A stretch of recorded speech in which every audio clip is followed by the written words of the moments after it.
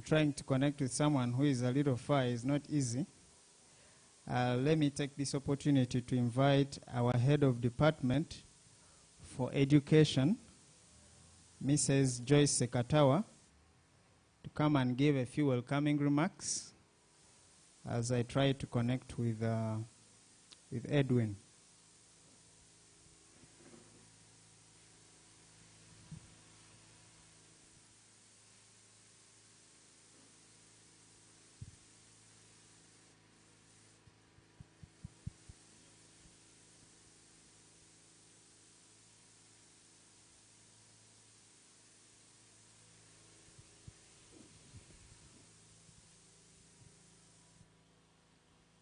Good morning to each and every one of you. Thank you for coming. We are glad that Emmaus Better Living Center, we are able to organize such events. This is the second career event that we have so far done. And I must say we are proud of that, to host you here today. And before we get started, I would like to take my sincere appreciation to Mr. Masereka, Dr. Rahire, the media team. You're doing us very well because you're trying to put this online. And above all, I would like to thank God for having enabled us to put such an event. And today our focus is on software engineering. So for those that are trying to choose a career path, I believe you're in the right place. And for those that are also passionate, we are going to be having people who have worked in organizations, big organizations around the world, and institutions as well. So for those that are really passionate about the tech world, I believe you're going to get a lot from here today because we are going to have a lot of learning, and I believe that you're ready with your notepad and a pen, and you'll be able to note down a few things that are going to help you later. For anyone who has any suggestions, you want any clarifications, anything that you want to say, you can even put up your hand to say a hi to people. You'll be given a chance to do so. But otherwise, please feel comfortable and let your ears be widely open so that you can get something out of here. Thank you for listening.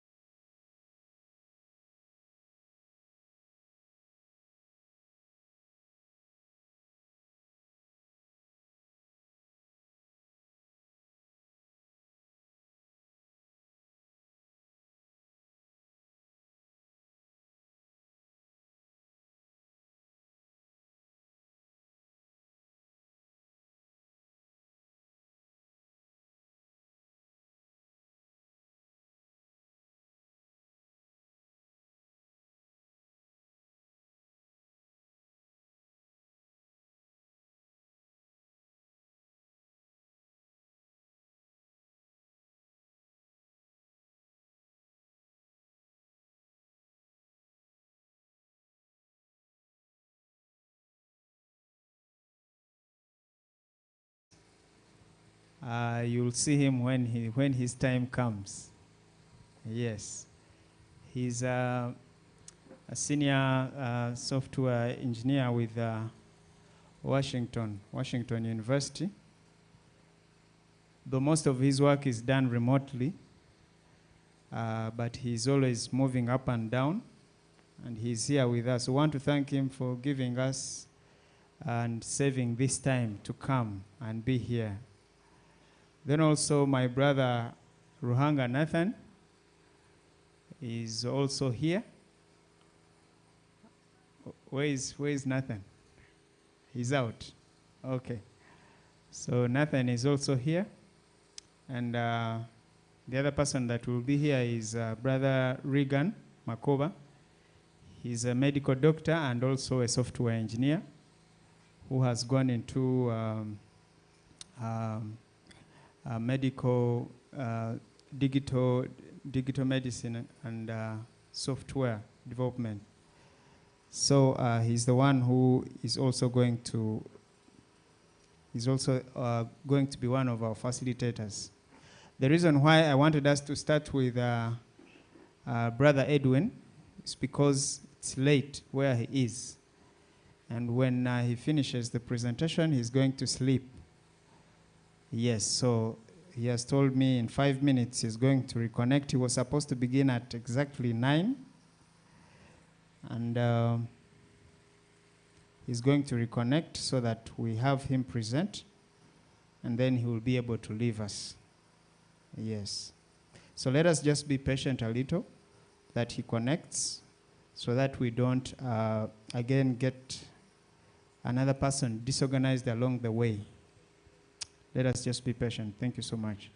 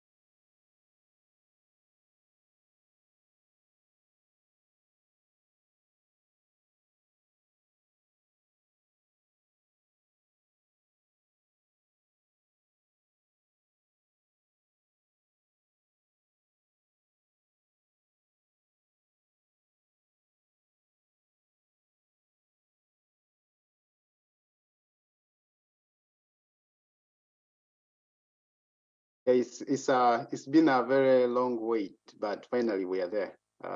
That's great. Good morning, everyone. My name is Edwin Bwambale. I am glad that I'm here to share my experiences with you, and I hope that you are able to at least pick something, and I'll be glad to also learn something from you if we have the time. We are 1 hour late, so I don't know how we're going to handle that. So I don't know how much time I have left, but I will try to move faster as I can.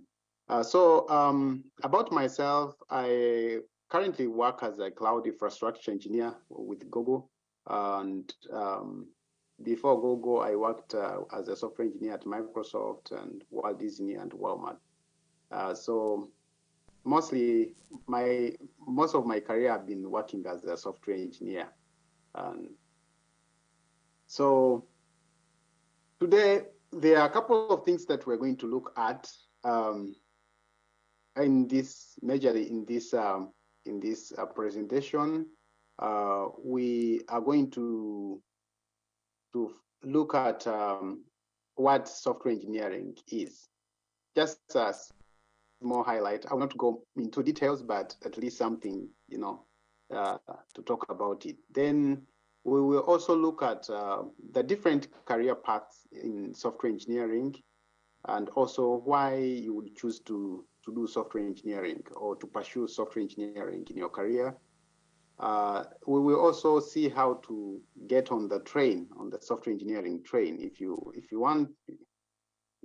you were impressed with the whys, then why would you want to do software engineering? And we will also look at the challenges that you would expect to face, because it's not only a milk and honey road, it also has challenges. Then if we still have the time, I will share my journey, like how did I get started, and how have I been able to reach where I am at this point. Probably my experience would inspire you, or it would scare you. I hope it would be able to scare you. If we still have the time, then we will have some minutes for some questions, and yeah, so we will go ahead and dive into it. So what is software engineering? Or what is it to be a software engineer? There is no dictionary definition, so I will just point out a few things that you can remember. A software engineering is someone who writes code.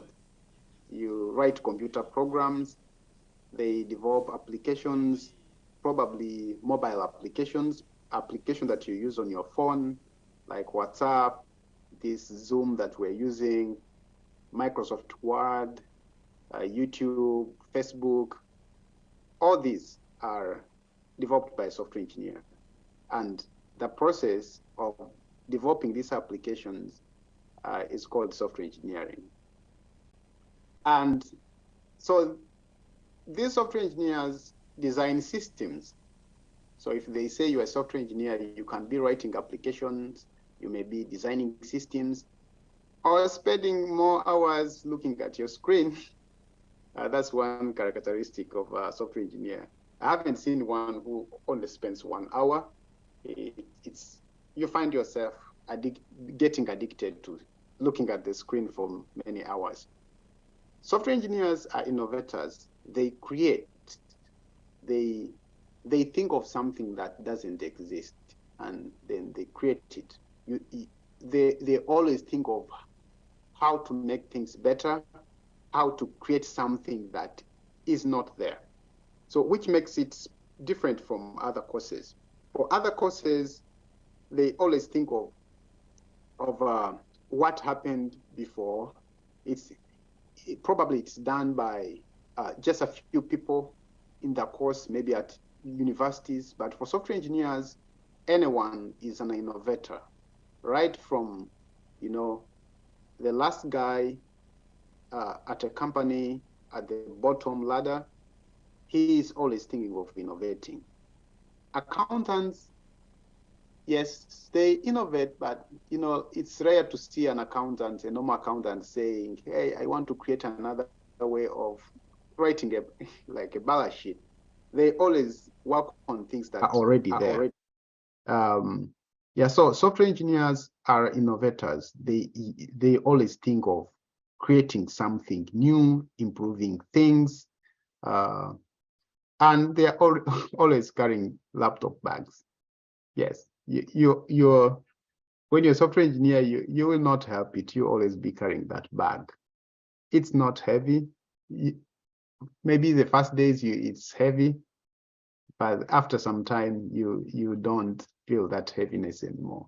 If I'm not carrying my laptops, I feel weird. I feel like there's something missing. So that's another characteristic of software engineers.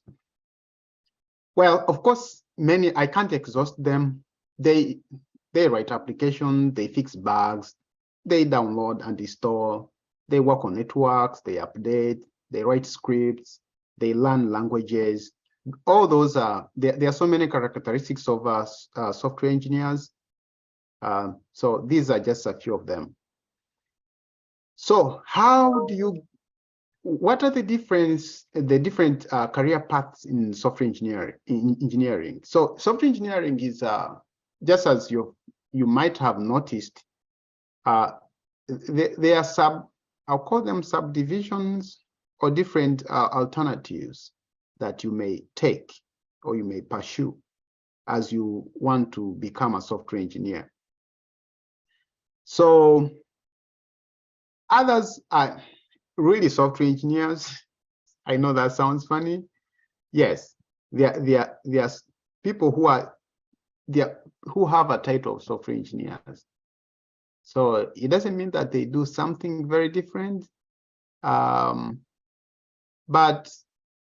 they are more into writing software and developing systems. Others are called application developers, which is more like software engineering.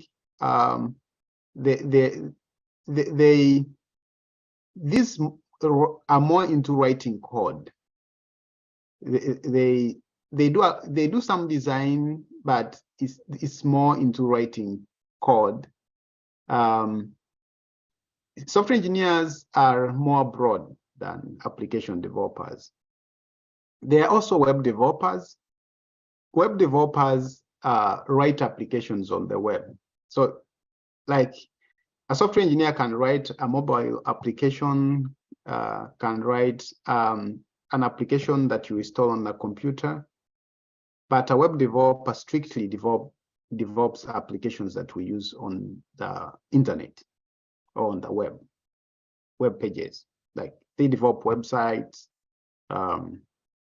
So not every web developer is I would say web developers still can be software engineers, but they are more into web. So they will not develop, you will not find a web developer developing mobile applications, for example, or applications that we run on a phone or strictly on a computer. There are those we call full stack. Full stack, they do everything. So I will not want to go deeper into the everything that they do, but now that they do everything, they will write code. They will, again, there are different responsibilities in software engineering. Like all these that you see, a full stack can be any of those, of these others. So a full stack is ready to do anything. If you say you're full stack, that means that actually you're open to doing everything, from developing the front end or things that users will see to things that users don't see. So there are those software engineers that we call backend engineers who write things that users never see. And there are front-end engineers who write things that we see, like buttons that we click on, those are front-end engineers, right? Or even web developers. And they're also back-end engineers who write, they do a lot of work behind the scene. So I would say they're like chefs in a restaurant. They do the most work, but you never see them. You only see waiters and waitresses. Yet the people who do the actual cooking are never seen. But a full stack, so if you think about it in a way that if you're a full stack in a restaurant, then you can go and work as a chef, you can serve people, you can clean, you can do everything. So also there are machine learning engineers now or AI engineers.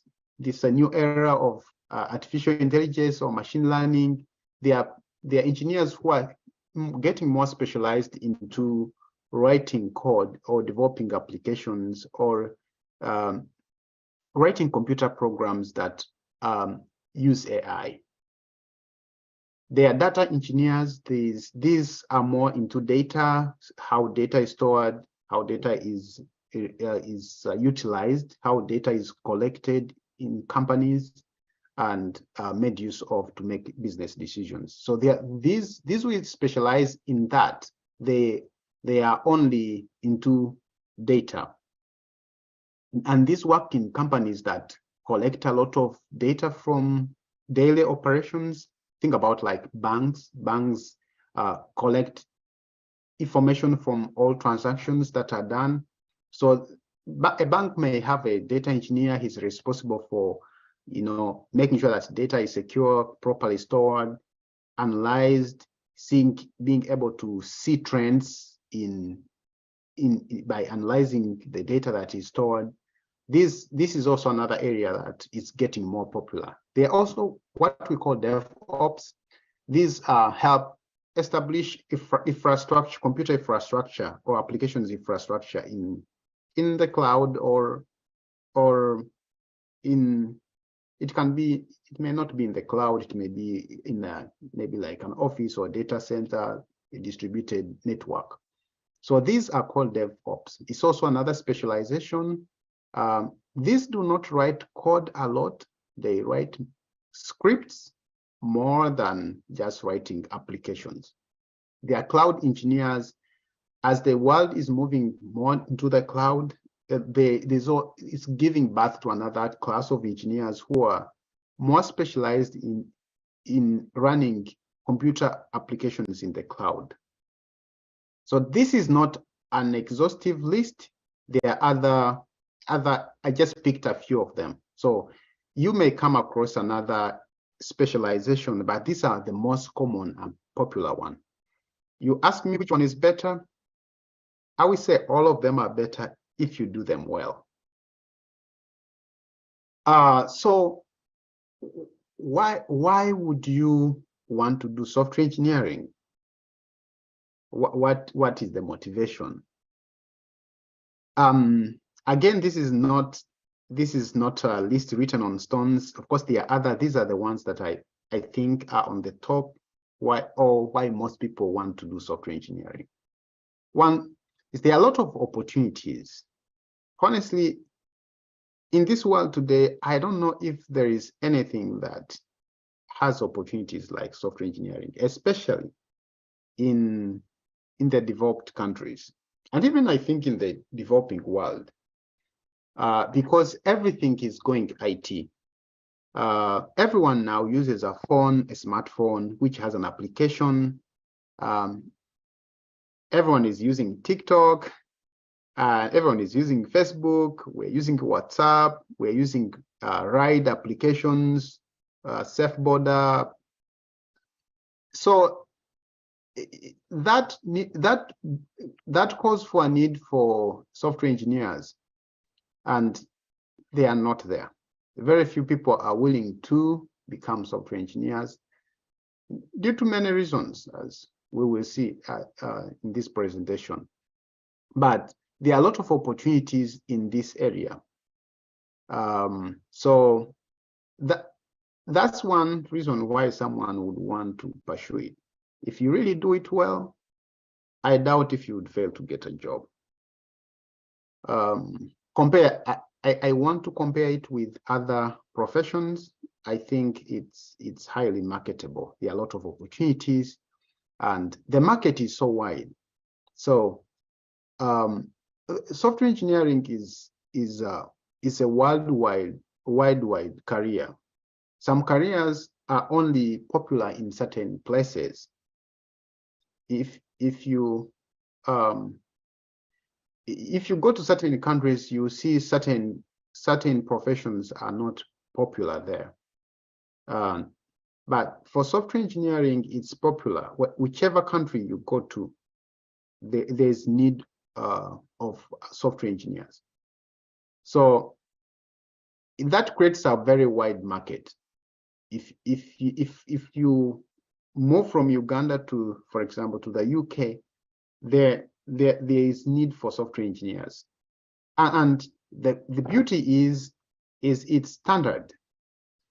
It's different from other courses, like, let's say, medicine. If you studied medicine in Uganda, if you, for example, come to the US, they will require you to first do another course before you are able to work, which is different in software engineering. In software engineering, it's an open, wide market. Wherever you go, we use the same technologies. The technology that is used in Uganda by software engineers is just exactly the same that is used in the US, the same that is used in China.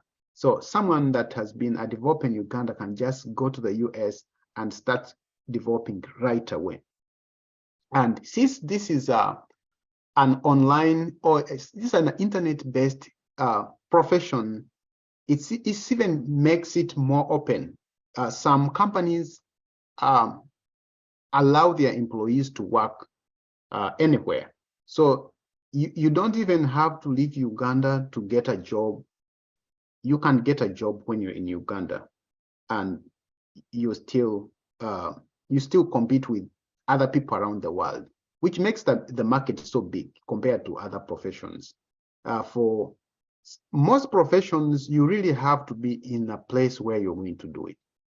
And so this makes it a very great opportunity.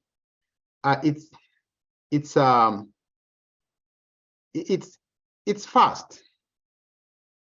So what I mean by that is you really don't spend a lot of time learning to be a software engineer.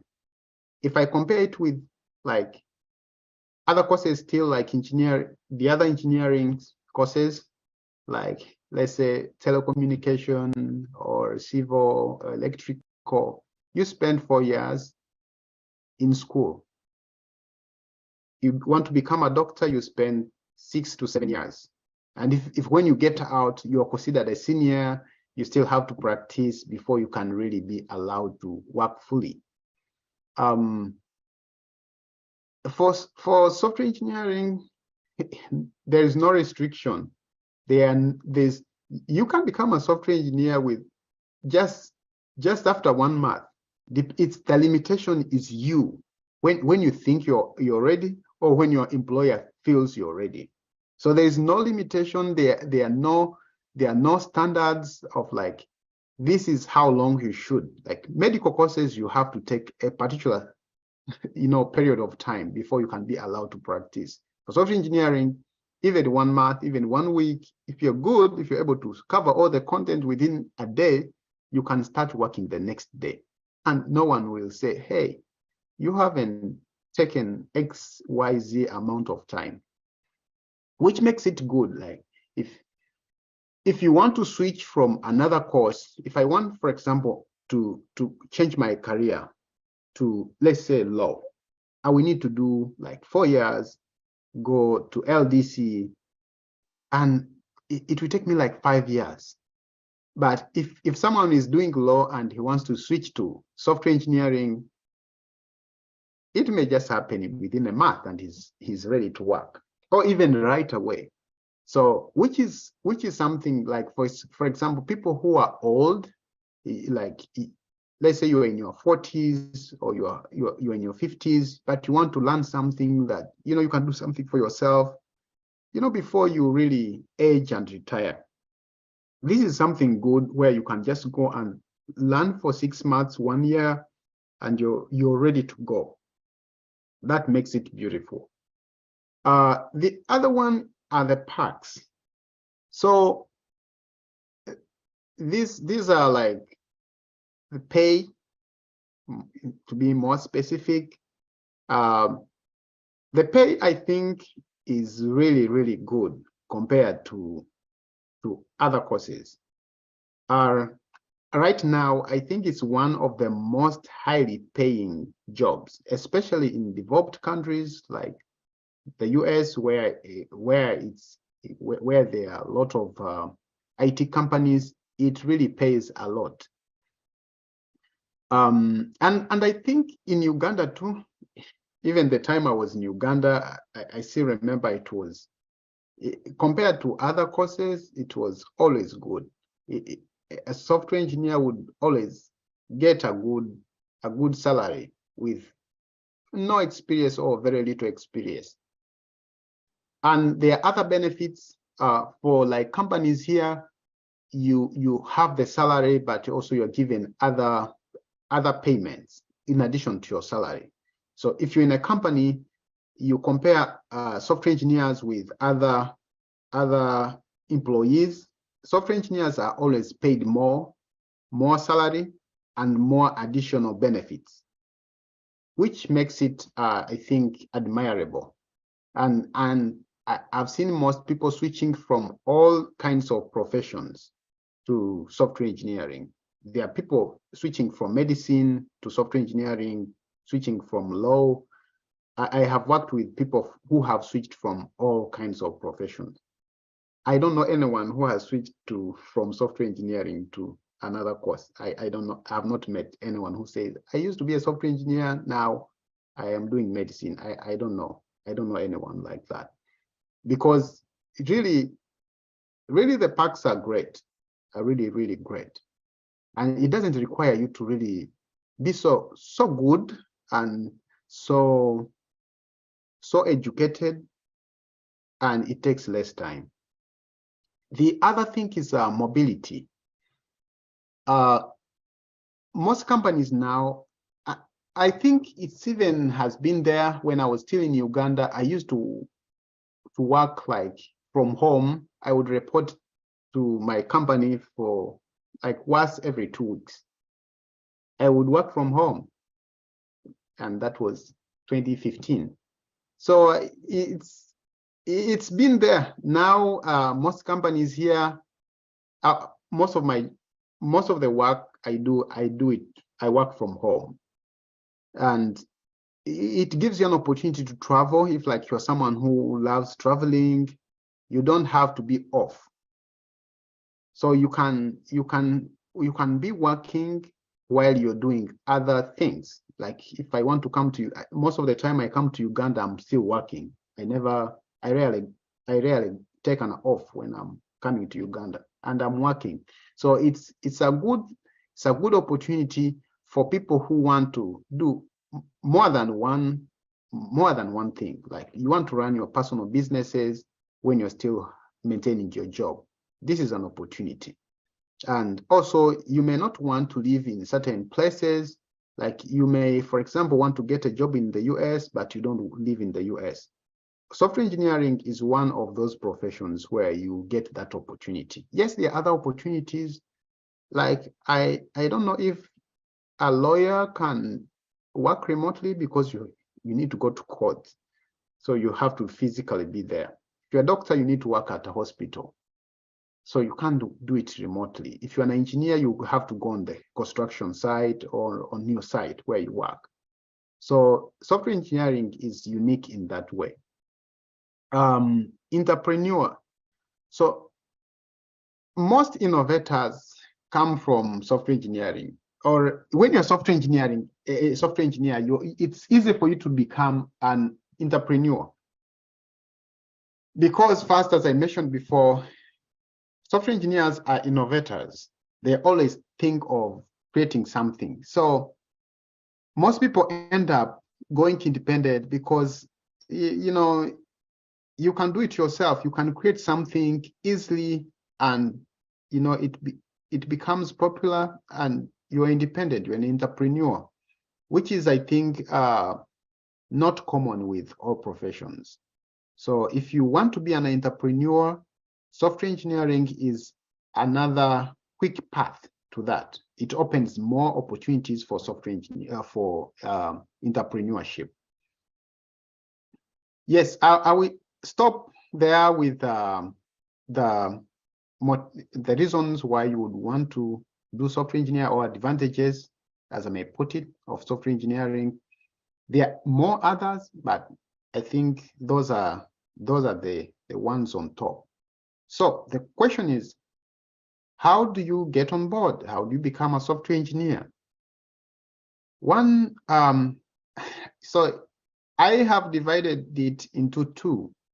The first set on the left is the qualities you need to have or to develop. You may not have them, but maybe you need to develop them if you don't have them. Then on the right, I have what is the channel that you would follow. So first, I'll go with the qualities that you need to have. You need to have the determination. It's one thing to really want to be a software engineer, but it's also another thing to really, be determined to be one. It really requires a lot of determination, as given the fact that you don't spend a lot of time in school, so you learn a lot within a very short time, and there are no very strict guidelines on how to become one. So you really have to be determined on your path. Things can get hard, and they do get hard, because I am sure most of the people who are software engineers now, 90% didn't know they were going to be software engineers in their career. Even at university, even at high school, they didn't know that they're going to be software engineers. They just found themselves on the bus. So something that you just started to love, it's hard to maintain that love. So sometimes when things get hard, it's easy for you to give up, right? So you really have to be determined. You have to be resilient.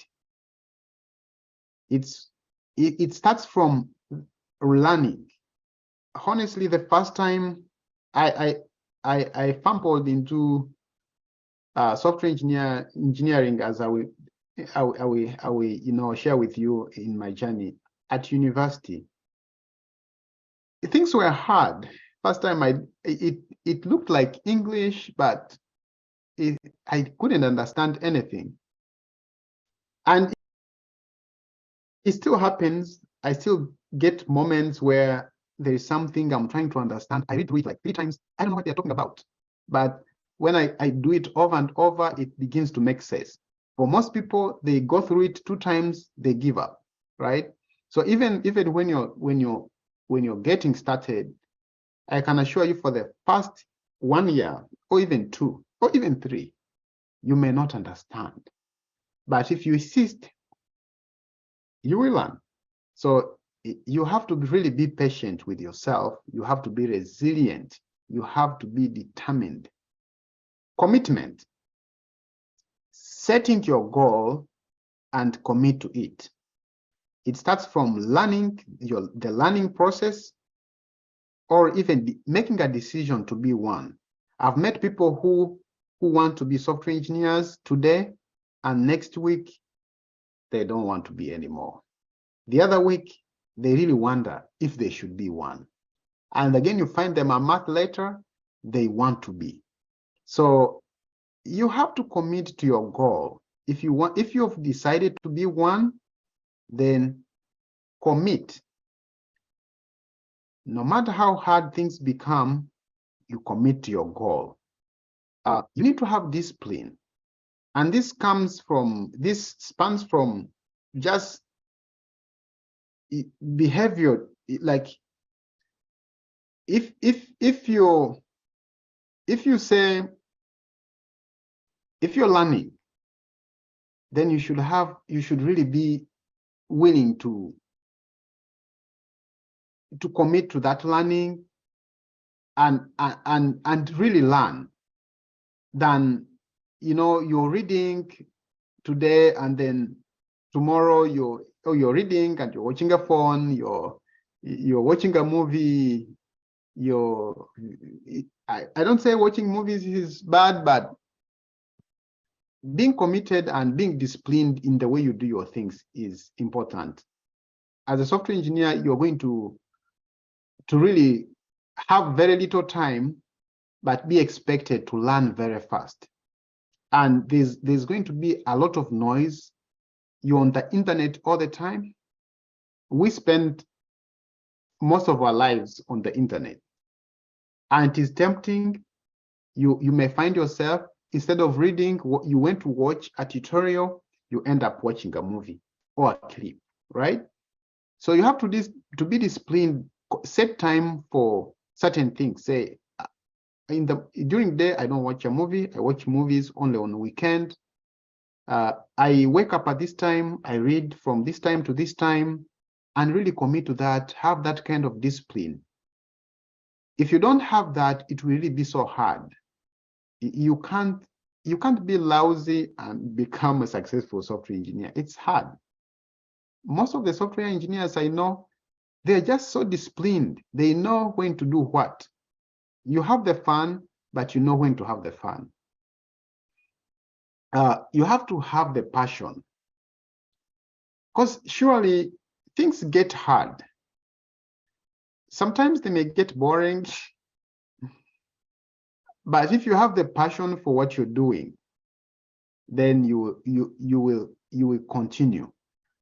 It's I always tell people that first find out a reason why you want to be one, and really write that reason in bold letters on your heart and on your mind and everywhere in your life, and then build that passion within you before you really get started with the journey.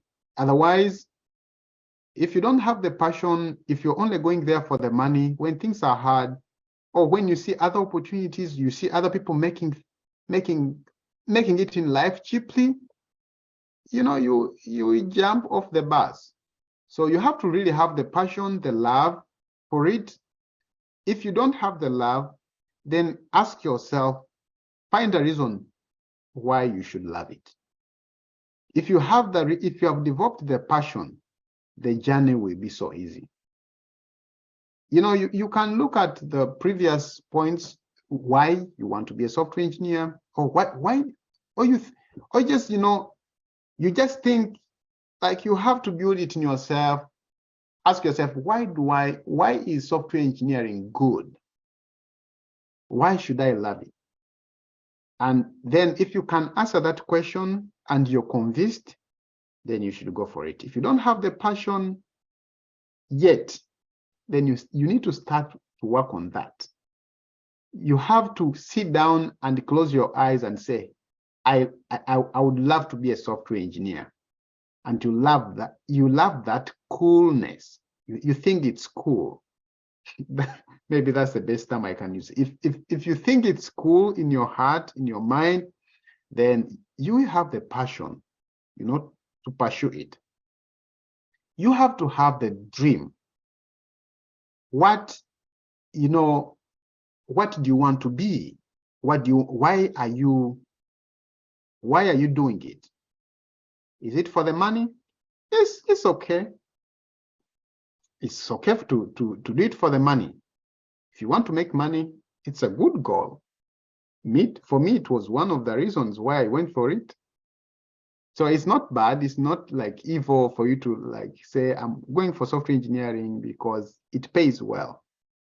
That's okay. And you can build your passion around that. It's okay if it is convincing enough for you. You know, we are driven by different things, right? Other people are driven by money. Others are driven by prestige. Others are driven by, you know, just the results. So many things, right? So you have to have the goal. You have to build that dream in your mind, wake up every day, and then the journey is going to be so easy for you. How? Now, once you have this, you don't develop them at once. You know, you start, it's an all-time journey. There still comes a time when I lose the motivation, the determination, the commitment, the discipline, the passion, the goal, and the dreams. But I developed ways of pumping myself again. So like when the motivation, the passion is gone, you have to have ways, you have to develop ways of pumping yourself, you know, giving yourself some pep talk to, you know, giving yourself some courage. You don't have to wait for someone. You have to go back to the drawing board, ask yourself, why did I do this? Why am I doing it? Why is it good for me? Then once you have those and you continue to develop them, then you can choose one of the ways you can become one.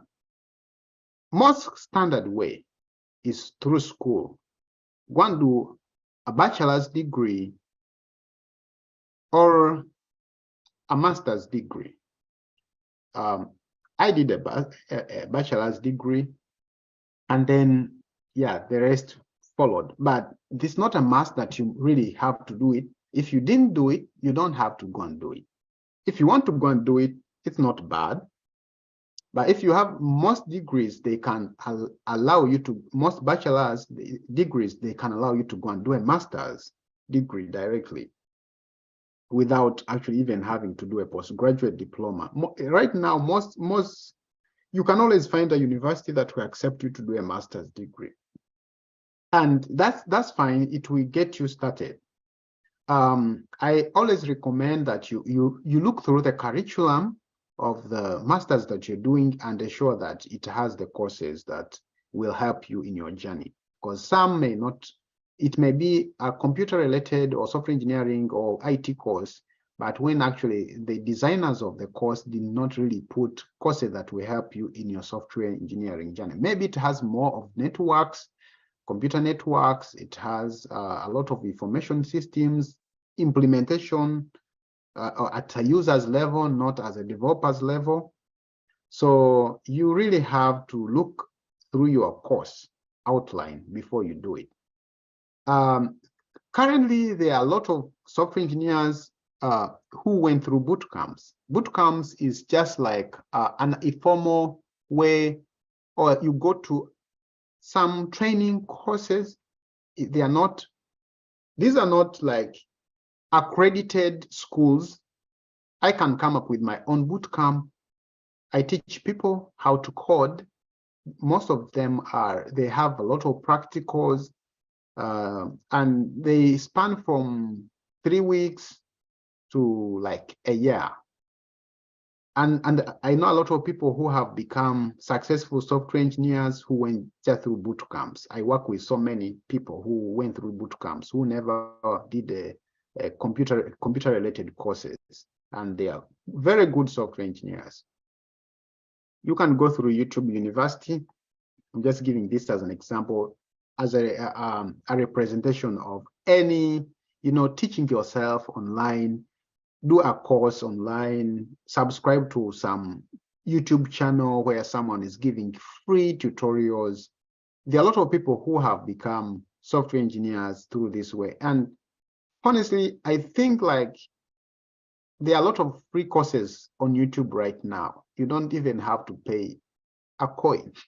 If you really have the discipline, if you have the commitment, if you have the resilience and determination, all you need is internet. You can learn how to code online on YouTube.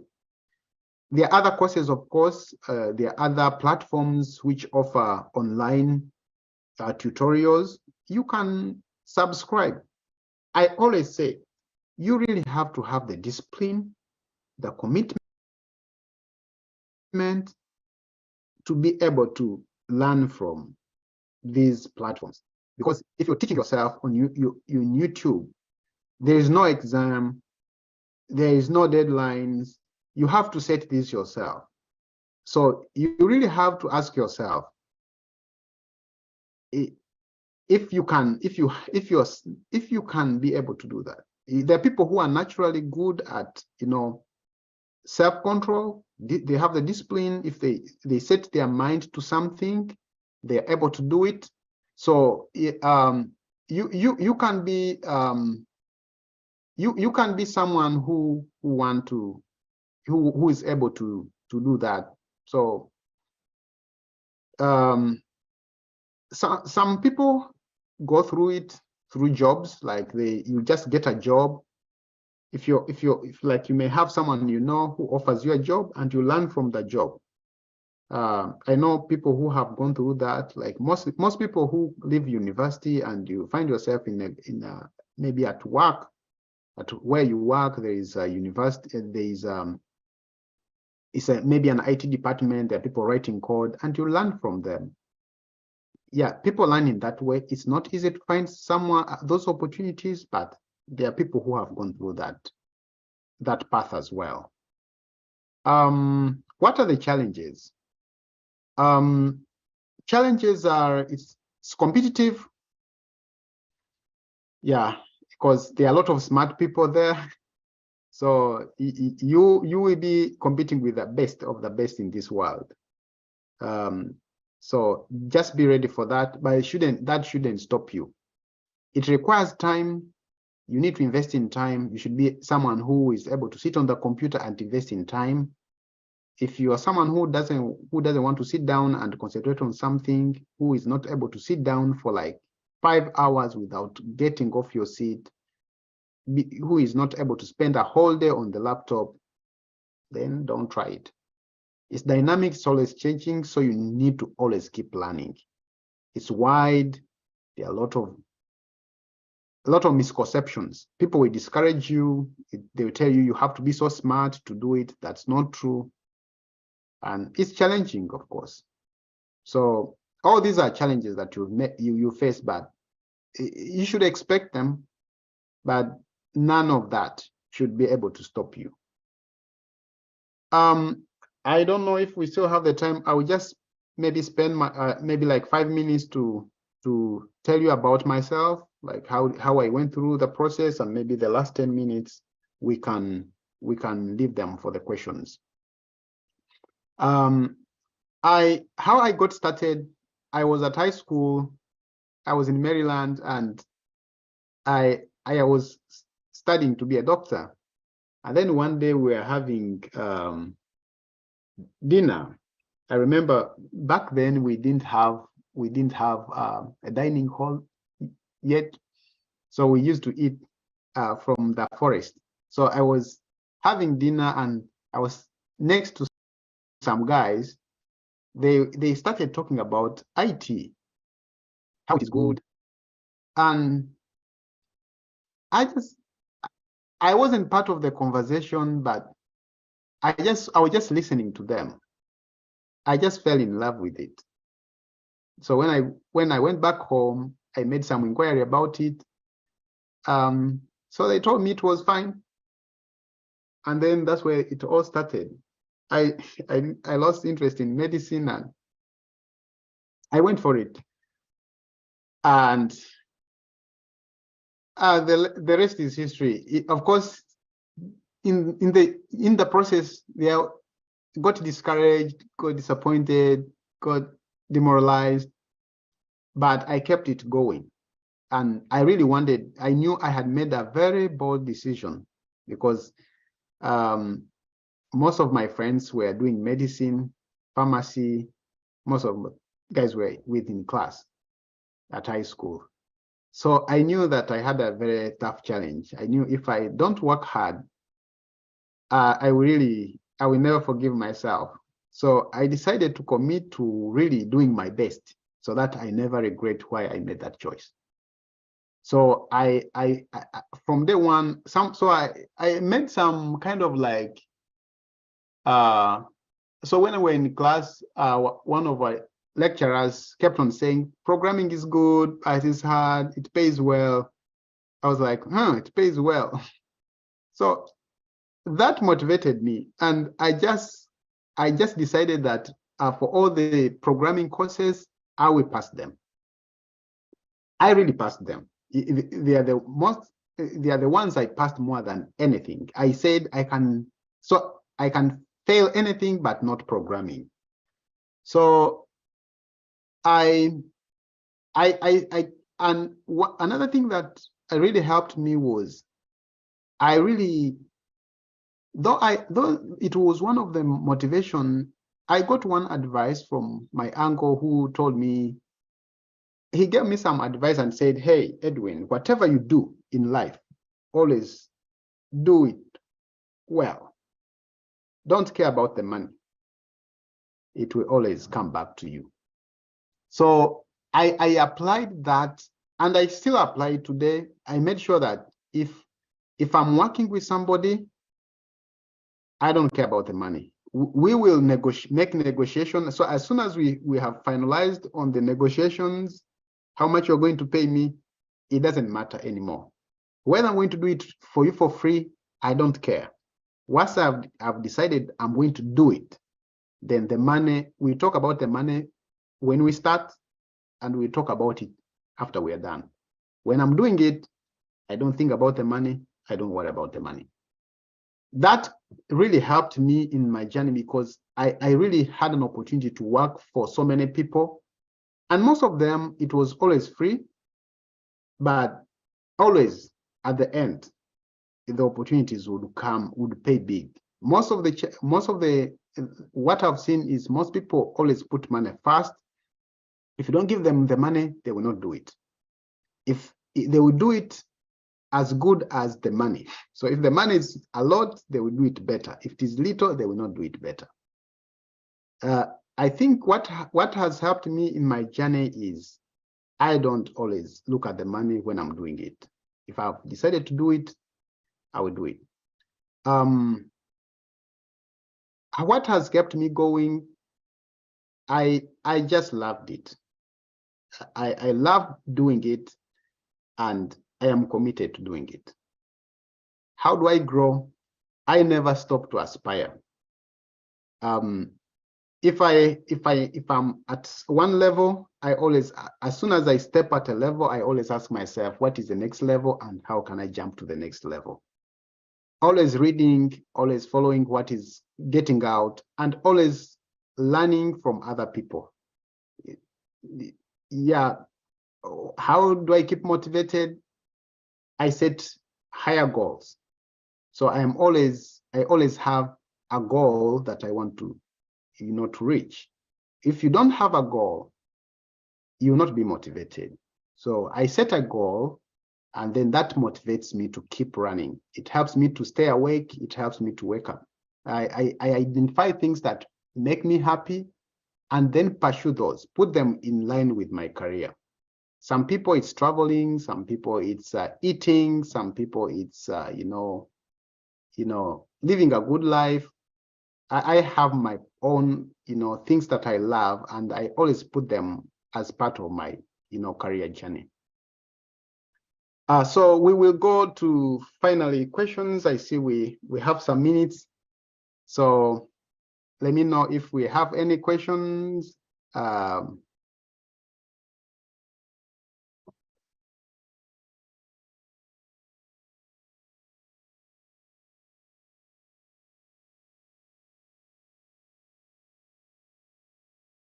Are there some questions?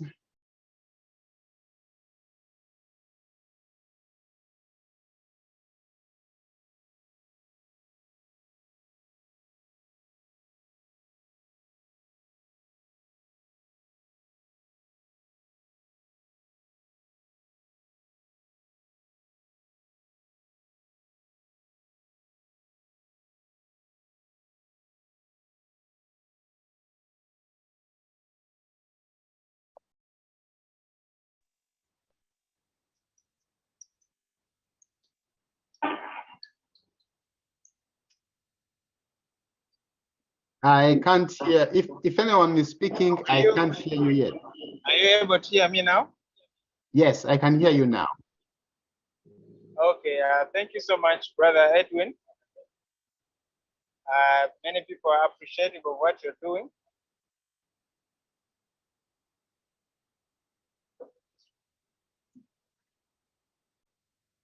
We would like to receive questions from the audience. Then you can be able to respond to them before you go. Okay. How many are happy to hear from Edwin? How many have questions? Because he's going to sleep, shall not have him. Okay, so there are people who have questions. Please raise the questions so that Brother Edwin can be able to respond to them. Yes? You talked about the boot camp. That you talked about the boot camp. I was inquiring if he has one campaign. He's inquiring if you have a platform of a boot camp that he can join. I think we shall have all the questions at once, and then you can answer all of them at once. Yeah, I think, yeah, that's better. Thank you, Brother Edwin. My question is, can you provide for us some platforms for YouTube University which we can go on and get some tutorials? I can't really hear you well. He's saying, can you provide some YouTube platform where they can learn, like you Okay. highlighted? Yeah.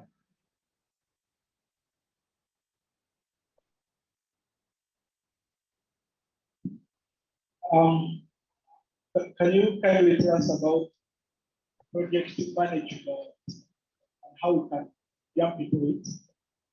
He's asking about project management and how we can jump into it with software engineering. Okay.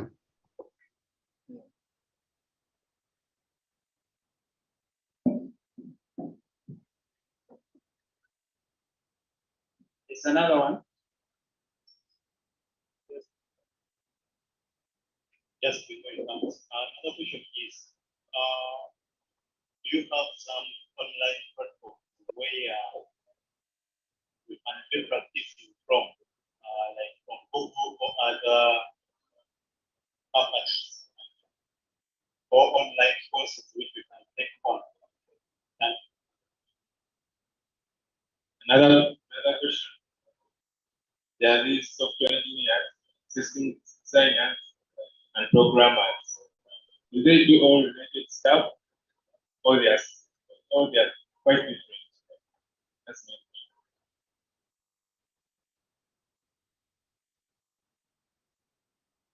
There's another brother behind.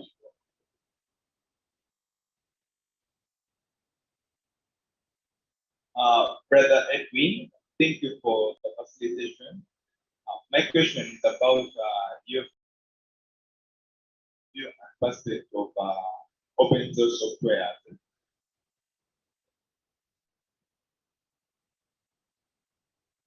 Okay, I think you can respond to those, and then I will Okay. we'll be able to let you go. All right. Thank you. So the first one was about a boot camp. I know that there are some places in Kampala where they are offering boot camps. There are other places online where they offer boot camps. If I am able to, I can share some links about like some which are available here, but I know they could be more expensive. But I know there are places in Kampala which actually offer some boot camps. They may not be very standard boot camps, but they are good to get you started. I know some people who have gone through them, and yeah, they help them get started. Even actually, they help you sometimes, connect to other software engineers, and they lead you to some jobs. For YouTube platform, yeah, there are a lot of, so there are a lot of resources on YouTube that I can share. The only thing that you need to decide which area you want to pursue, because like in software engineering, there are so many areas. In programming, there are so many languages. So I could, like, let's say, for example, I don't know how much knowledge you have in like about programming, but they're what we call languages. So like I can say, I can get you like what I think are very good, you know, YouTube channels on a certain language. I can share some channels that I think are good, that can be helpful for someone. I can share with them with Johnson. So that should be fine, because there are really a lot of them. I personally, I rarely buy courses. If there's anything I want to learn, I just go on YouTube, and there are so many good guys there doing a lot of good work. So if anyone is interested, I can share a compilation of what I think are good for someone who wants to get started. I mean, this one doesn't stop you from, you know, even think of a boot camp or even going to school. I always say school should be first option. If you can't manage, that's when you go for this. But I always give school first priority, because there's more that you learn, a lot of commitment, because you pay money. So after you spend money, you want to really get something out of it.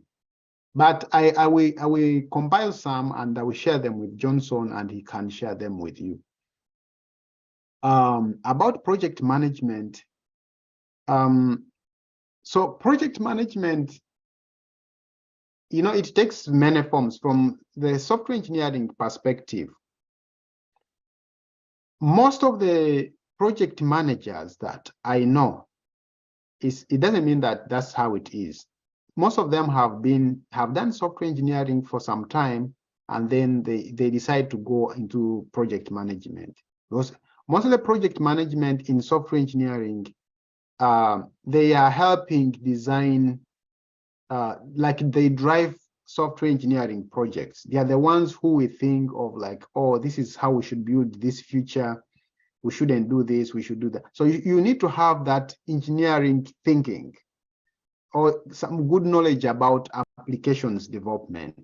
So I think to be successful in software engineering, it may be, as a project manager, it may be nice to have some software engineering experience, a little bit, or at least be exposed to an environment where they develop applications. Otherwise, if you don't have that exposure, it's really so hard to just, you know, start working as a project manager, because you don't have a lot of experience. It doesn't mean that you can't start right away as a project manager. You really have to have a patient employer. And also, so there are very few project managers on projects.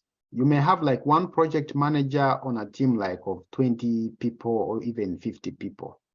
So they are not always many, because they don't do a lot of technical work. They always help, you know, think. They answer many questions they direct those projects. So if you don't really understand the software engineering process, it will really be a very big challenge. That's why most software project managers, either at least they went through school. Yeah, I do not know much about like a boot camps about project management. I do not know much about that. But I would recommend that you first go into it as a software engineer, then later on you can convert to a project manager, because even if you do it for 6 months or 1 year or 2 years, you have really got knowledge of a software development process, and then you can manage a software project. About system design engineer, software, if they are really related, what I would say is, sometimes they are related. Sometimes you may find yourself doing the same things, but there are always like clear lines. Like if you're a system designer, most system designer, for most IT companies, they help design. When they say you're a system designer, they are more on the front end. For most system designer, if you're a system architect, you help design the system architectures, like high level, pieces of the application. Now, if you're a software engineer, or they call you a software engineer or application developer, for that, you may be put anywhere, depending on the need on the project. If you're a system designer, they can't say you go and write code. But if you're a software engineer, they can say you go and design. Especially if like you're on teams there are teams which do not have designers. What I would say is, honestly, some of these other career paths in software engineering are limited. They are not so popular. On a team of 100 people, you may find like 3 designers or 3 project managers. So that's why I would recommend that go for something that employs more people, like software engineering, application development, just software engineering, actually. You are most likely to succeed there because you want to find something where you can easily find a job, right? Where you can, like right now, there have been a lot of people being laid off here. And most of the people they start with are like, program managers, system designers, whom they think they can run without. A project can run honestly without a project manager. It's a luxury sometimes on a project. If they have the funds, they can hire one. So you don't want to be like the only person who works on that project. And that means actually it's so competitive because most people, after they feel tired of writing code, they decide to go into project management. So it's hard for you to compete with, in a career where some people are more experienced than you are joining.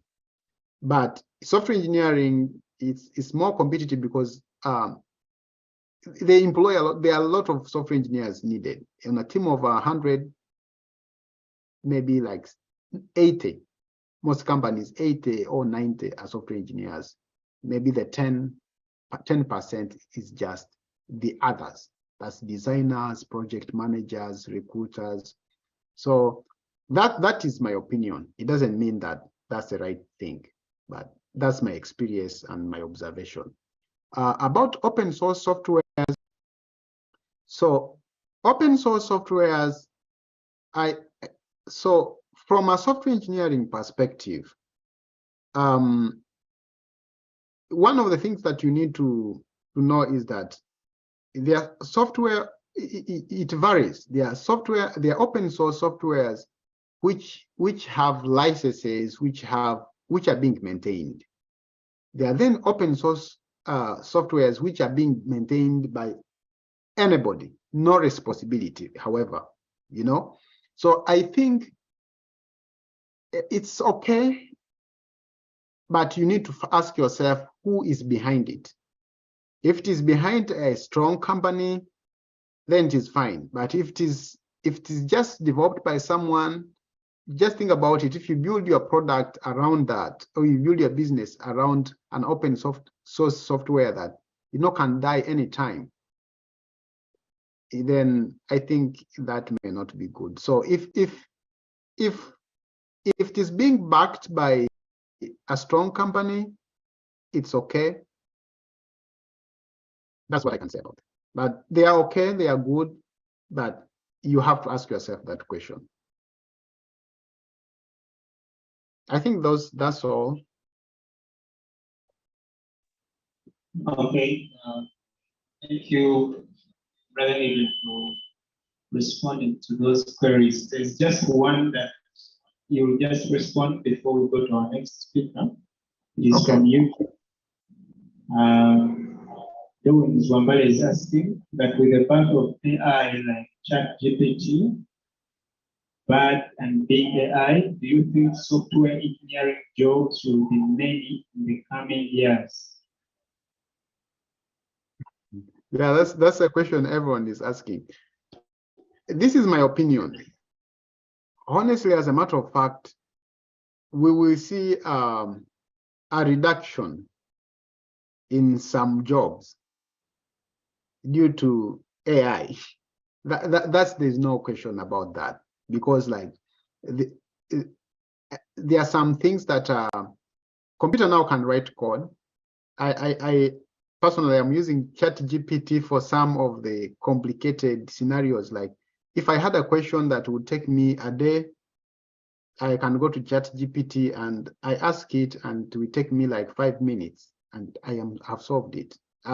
Like this week, I've used it twice to help me fix something that would take me like a day.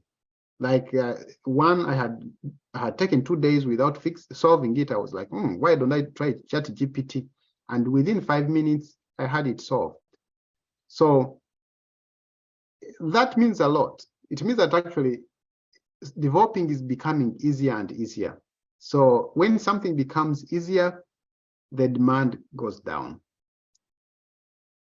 Yeah, so that is going to be there. So you just, I think what we just need to do is see how we align ourselves. So still there are people needed to keep on developing that AI, right? So we have to think of moving towards being AI engineers than just web developers, because most of the jobs that are going to be affected are things like web developers.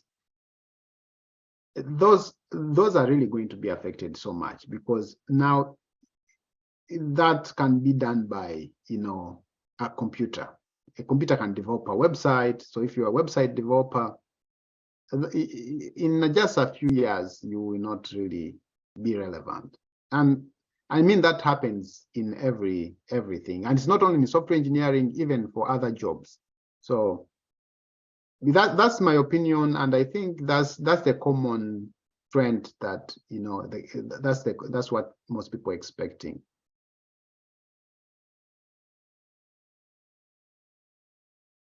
Okay, thank you so much, Edwin. I think we can give a round of applause to Brother Edwin for the good work he has done. Yes, and greetings to family. Thank you. We would like to say good night to you. Thank you. Have a good rest of your day. Amen. Bye.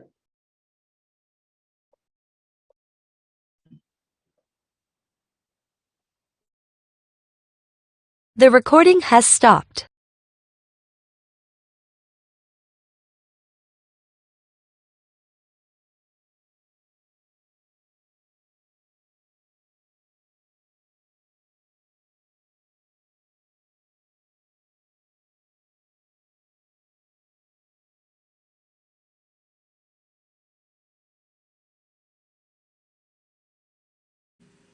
Kindly come and take over these seats.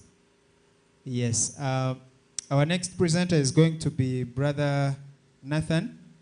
He's going to talk to us about the different platforms that we can use to kickstart our career in software engineering.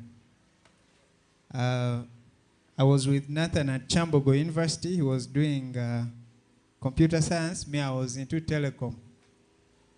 But before I knew it, he was very far into software engineering.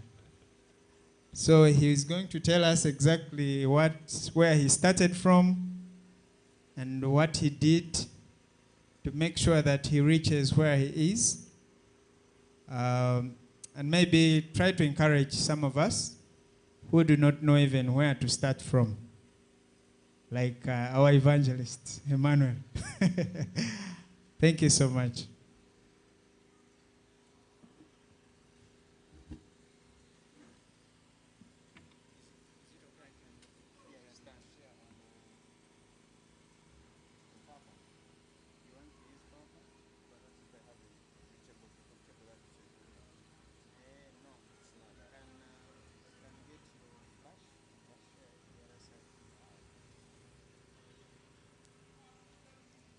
So he's going to, Brian, he's going to share a PowerPoint. Kindly get a flash and put the presentation there.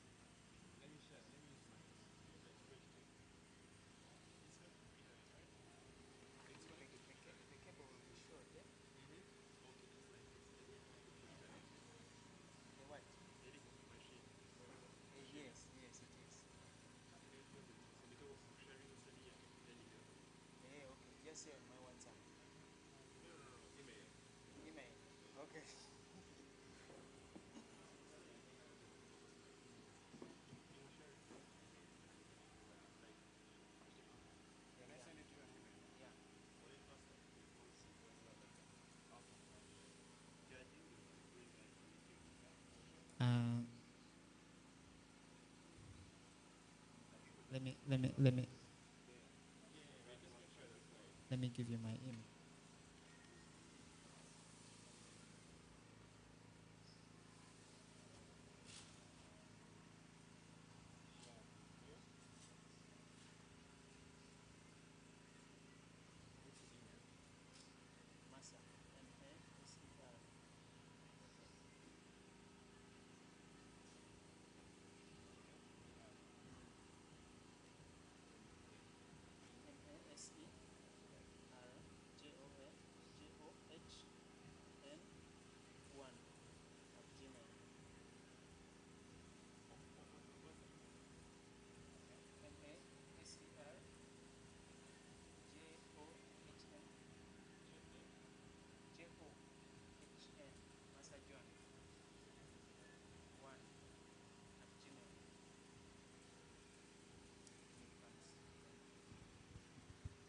Good morning, everyone.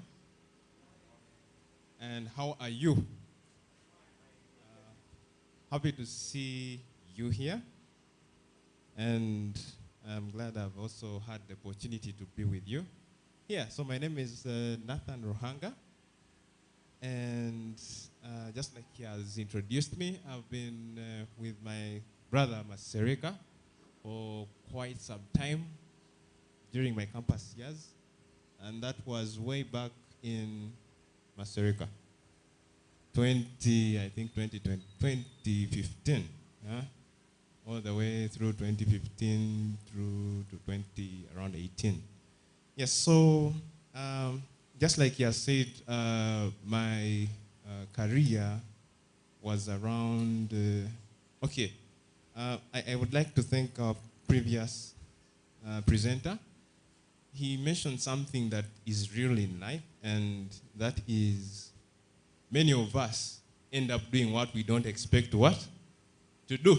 So my, if I would say, my original intention or my original career was to be a mechanical engineer. And here life throws me into the software area, into the software world. So yeah, and different people have different motivations for why they do certain things they do. And we end up by providence into such circumstances. And the truth is, what we ought to do is to maximize the opportunities we get. And I think a number of my friends here will witness or will confirm it that many of them have not done it as their original intention or their original career that they had in mind. So we have had a little background of what software engineering is. Maybe not simply software engineering, but the computer science, computer engineering in general. So I would like to start it here to present about the available study platforms and methods, and perhaps even schools we can attend to learn all these sophisticated, what people think are what? Sophisticated things to do. The truth is, there are few people who want to engage in what? Into activities or careers that require thinking. Am I right? That require reasoning, that require logic. Why? Because sometimes, okay, the truth is thinking is a hard thing. I don't know how many of us agree with me that thinking is really hard. Huh? It is as simple as it is in what, but it is it's a hard task. But all in all, the more we repeatedly go through the process of thinking, the more it becomes easier for us. So, what are the available study platforms and methods and schools that we can attend? I'll start maybe with the schools. And most of us are aware of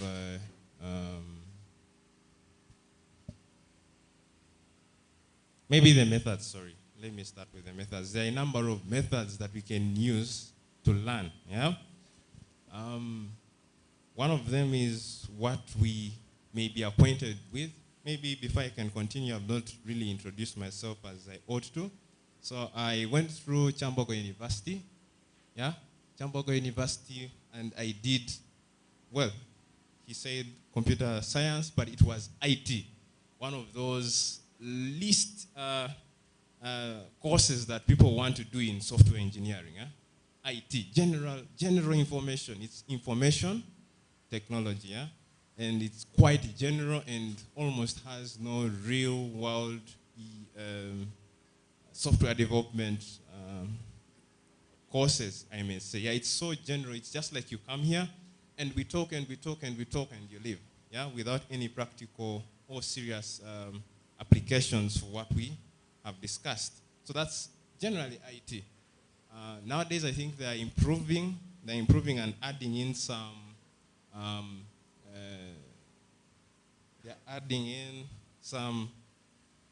courses that require you to come up with real world applications and problem-solving ones. Not simply application, but problem-solving applications. So what are those methods that we go through?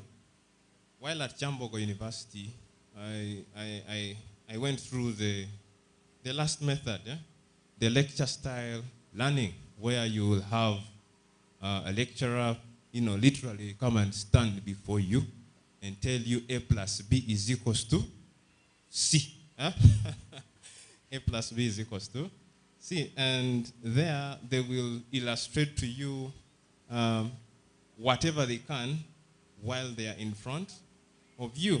Then we have, the problem solving kind of learning, where you learn by practically resolving a problem. And to some of my friends that I think I've studied with, I recall when it came to the end of the course, during the course they would go through a series of self-teaching, and self-teaching in a way that they had an idea in mind and they wanted to have a solution they can implement to bring that idea to life. And they would end up learn in the process as they are thinking. Remember, we talked about thinking as one of the things that is the hardest task. So they were tasked to think so that they can resolve or they can come up with a solution to a problem. And then the other one is, this kind of inquiry-based learning. Like we can come here and, well, some of us may not be interested in software engineering, but you've just come to have a look, to take a look, to simply be aware of what's happening in the software world, in the computer science, in the computer engineering world. And this is how you end up learning, right? You end up learning. And this, of course, is an active learning that, starts by, asking yourself questions. Now, to some of you it may be the first time they're being exposed to software engineering, we will ask, what is it about? Some of us have asked, what can I do with it? And from there, either you earn the motivation to pursue it, or you leave it at that because it's not of your interest. And then there's distant learning, where of course you're not lively before a presenter or a lecturer or a teacher. Yeah. So all these are possible ways that we can learn the career: software engineering, software development.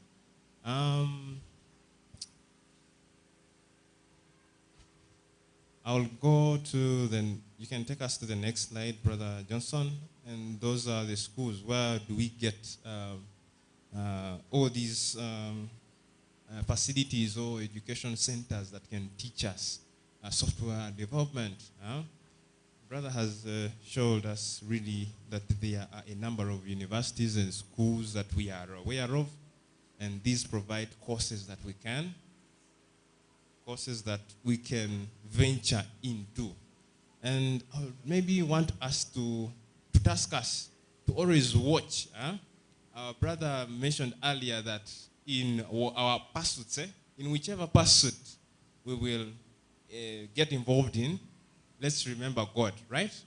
We are to remember God. And in the process, we are to watch for his providential circumstances. Those, in the end, will lead you to what you ought to do in life. For example, he has put it in his providence that you can be here today.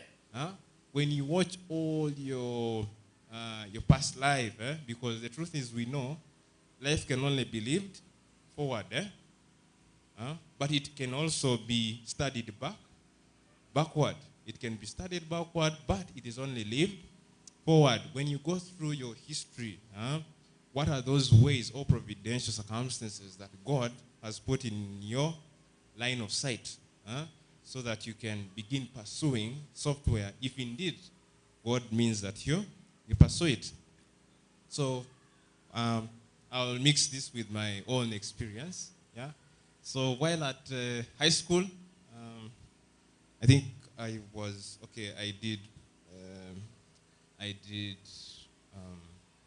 did my high school, my O-levels, Kugema in secondary school. Went to Maryland. I should have seen that brother, but I haven't seen him. This is my first time seeing him. Brother Bwambale. Yes. Went to Maryland, did a course in physics, maths, and physics, PCM, and chemistry, with an intention of being a mechanical engineer. And here we did the college A-level, did it, and then applied. My first choice was, Pujabs, you know them? These national things that you apply for.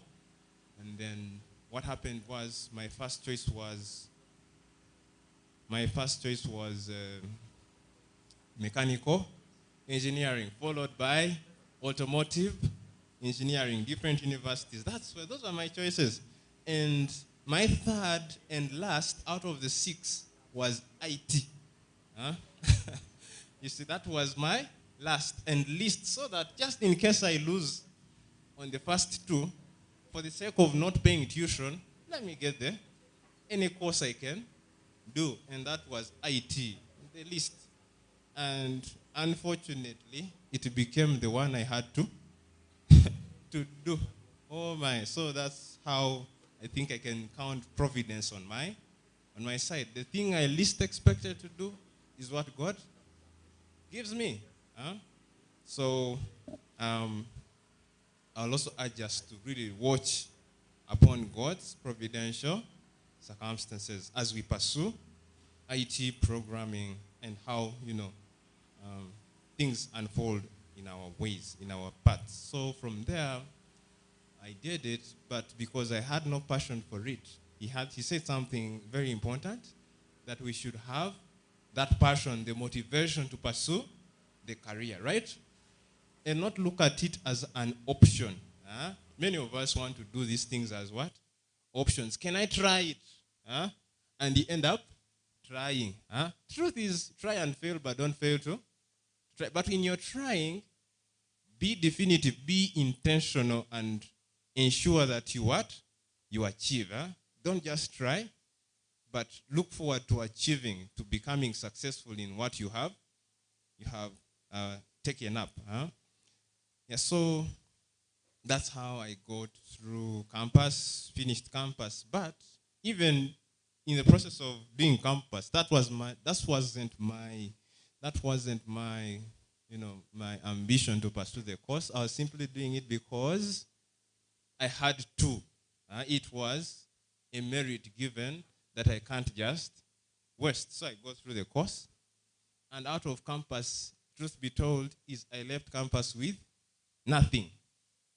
Can you imagine? I left campus with nothing. I have had this IT world. I had a friend whom I can let you know that he was successful. As soon as he entered the course, used his time at campus to develop more skills. Many of us may be out of campus and are out of campus, but how do you utilize the time remaining that you have? Because life is not lived backwards, it's lived forward. Yeah. So he became successful. I looked at him and, admired him. Yeah. And some of us will also, agree with me that they've had ambition to pursue the IT career because they've admired someone whom they have seen being successful. Yeah. And that's good to be motivated in that line, but only if you can pursue it with determination, knowing that you will in the end achieve it. Because truth is, if you can dream about it, then you can what? You can achieve it. You can achieve it. So these are the schools. I was talking about my experience while we are at the schools that we can learn. And some of the courses that can be offered are, there is software engineering. Our brother talked about it. It's a huge term, software engineering. In our world today, almost everything is engineering. Psychological engineering, everything engineering. So there is software engineering, and this is, what is the science behind creating these softwares? Things you can't touch, but you see them do work. They do some work that, for example, what you can see there is because there is software running it, and that's work.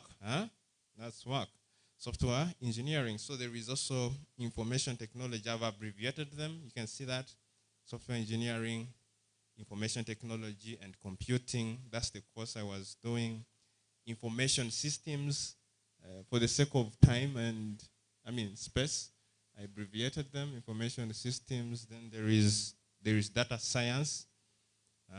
Data science and artificial intelligence, that's DS. Then computer science, CS.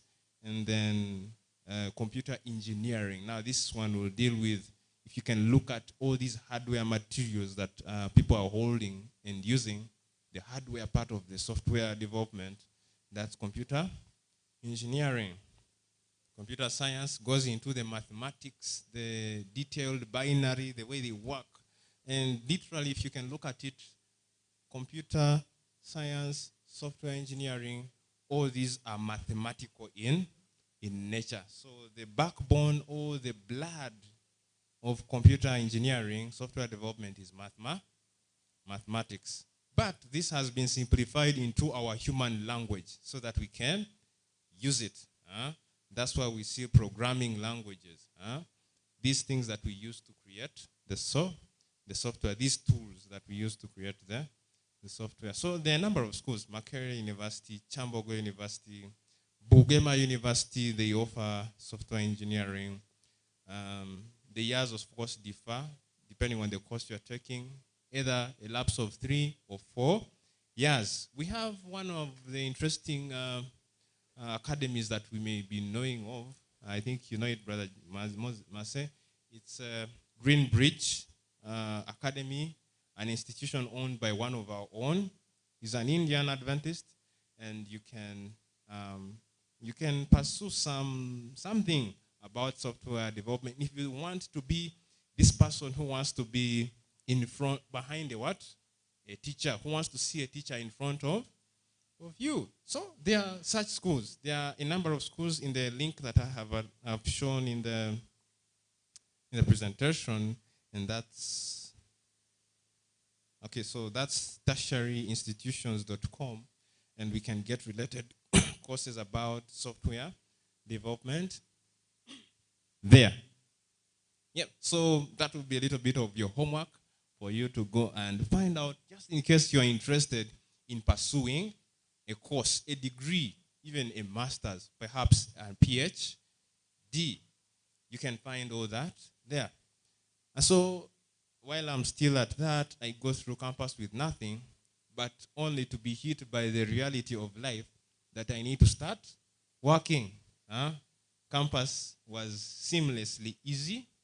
Yeah, tuition is paid for, provision for everything is done. But I wasted my time at campus. I didn't study for myself. I only went with what the teacher spoke of on the blackboard, just like I can be speaking here of something and then you just go with that. You would never know the detail of what it, of what it is until you try it out yourself. Yes, so those are the schools, and there are more. I've just listed a few. And I'll ask my brother to move to the next slide. And then there are platforms. Yeah. So literally anything that will elevate you and enhance your level of understanding, of any technology in the computer world is a platform that will help you. Now, truth be told is that myself, after campus, I use one of these platforms. Okay. Thank you very much. So these are the platforms. Now, I'm just going to briefly talk about them. Now, Udemy, someone asked about what are those platforms. Udemy is one of the best universities, I can say, in the whole world, because it has all courses. And the disadvantage with it is that the courses are quite virtual, and you don't have a live interaction with anyone, with the teacher. No, you simply watch. It's a video. So Udemy is one of those good platforms. I've put the links there, www.udemy.com. You'll find those learning courses. Some of you have heard about Java. They've heard about Python. They've heard about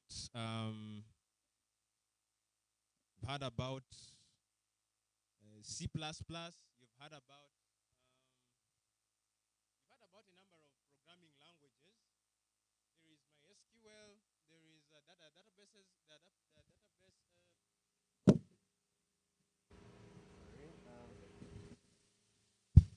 Sorry, I don't know what just happened. Sorry about that. So there are a number of programming languages that we can learn. Not only programming languages, softwares that we can use to develop applications.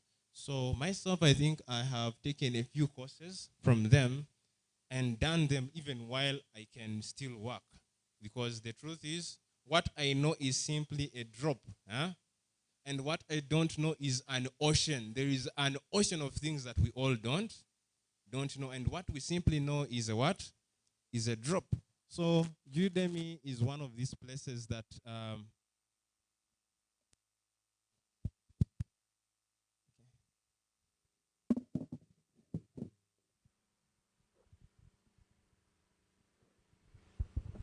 Udemy is one of these places that we can have all these courses that we've ever thought of, especially if it is to do with software development. So there's all sorts of courses there. And the beauty with it is they are so cheap, very cheap. If I were to learn all those courses and come and make money in Uganda, I would, because here education is quite expensive. Imagine I can learn a course that is from one of the best teachers in the world, at only 30,000 Uganda shillings. Huh? If I can pay for a course at 90,000 Uganda shillings, is it equivalent to 600,000 Uganda shillings here? No. And an added advantage is that I will get quality, or I will get all these that help me meet the demands of software development. So Udemy, try it out. You'll find a number of courses that you will learn. Now, Stack Overflow.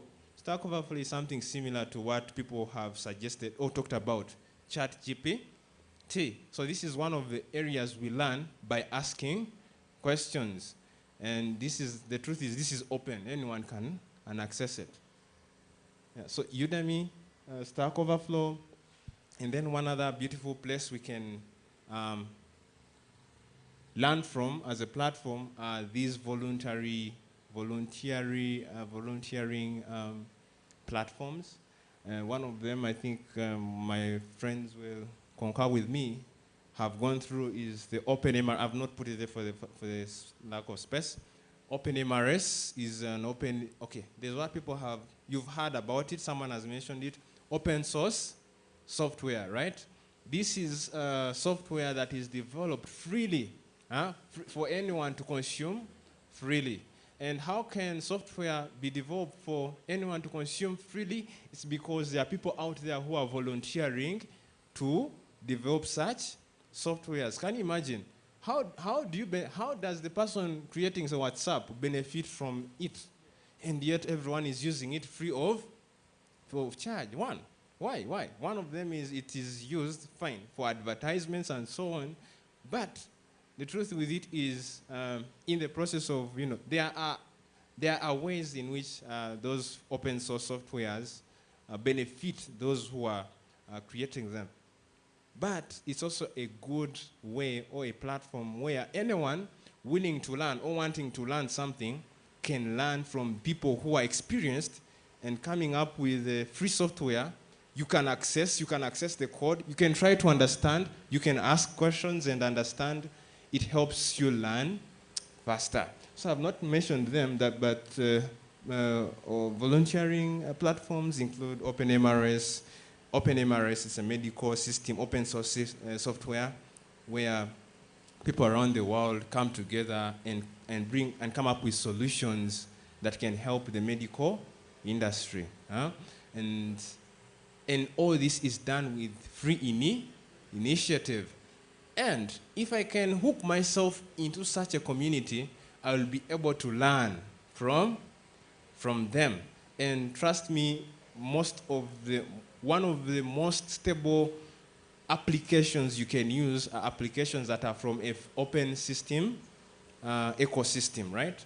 The open source ecosystem. One of them is OpenMRS. And the other one is those who have used computers are aware of, have heard of Ubuntu. There are communities around Ubuntu that come up with this application, and all these are open source systems. An open source community is a place where people, a virtual meeting place or community where people come together and share ideas and come up with software that is freely distributed for people to consume. You can learn from them. Then I talked about Providence. I said one of the ways that can enhance your learning is Providence. See what God has put in your path and pursue it. So my calling, I think, in life had been to do with computer science and maybe software engineering, if I can recall, but I didn't listen to that calling all my way through campus. Fine, I did computer, what's this? What do you call it? Computer?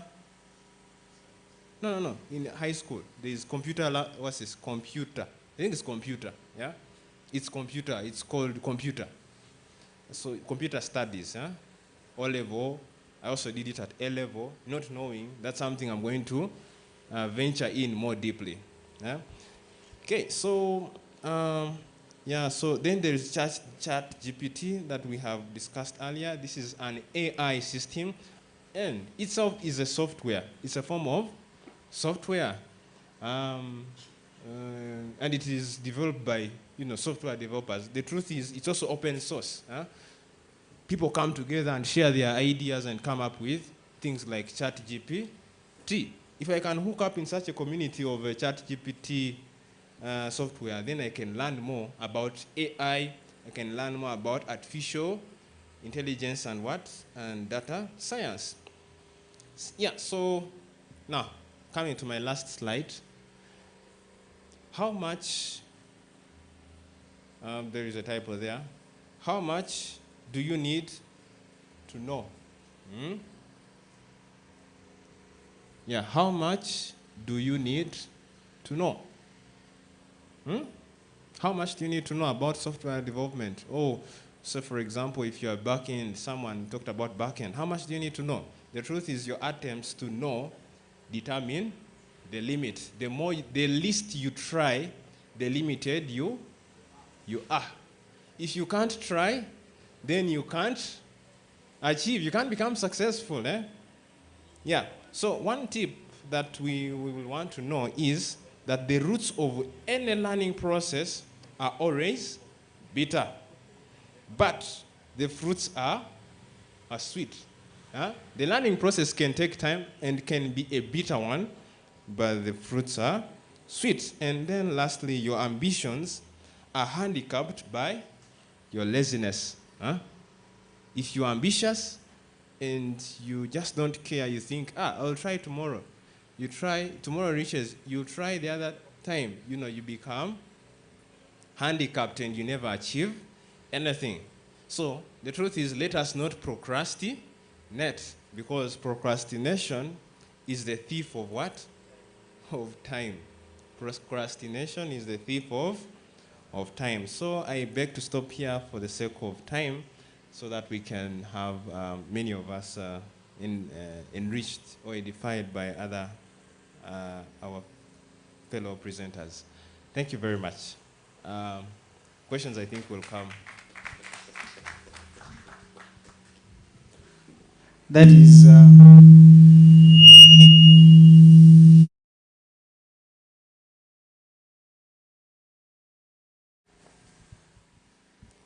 is Brother Nathan Ruhanga. Thank you so much, brother. He has been trying to show us where we can start from, where we can go. And I'm sure we have gained something. Now, right about now, we are just going to have a water break. We're going to take some water as we also stretch around. Some people came a little earlier. They have been here. So for the mind to be able to absorb what Engineer Moses and Regan are going to tell us, we may need to have a break. For our online viewers, please stay on.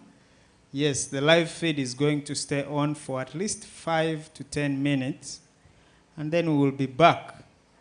Brother Suna is going to give water to the ones who are present. The ones online, please find some water to also take. Yes, God bless you.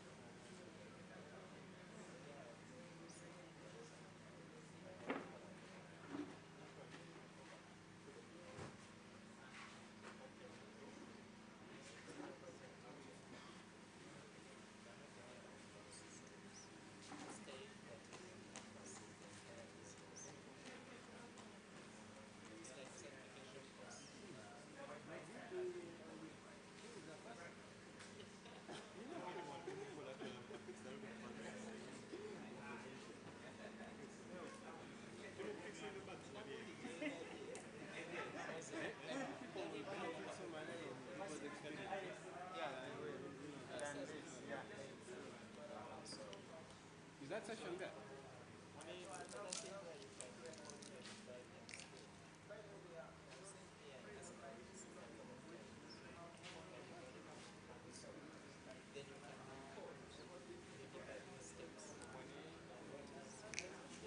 mentors. Ankomawo sebo mu kosi yange. Mulimo okuntwalatwala mu kakyenzira bino naye ne biddukamu. Nga whereby sirina babiraba mentally. I had even studied one marketing paper. I did the Python, I did JavaScript, I did HTML, I did I did a couple of things. I got a simani, I did not put the auto, while I be back home.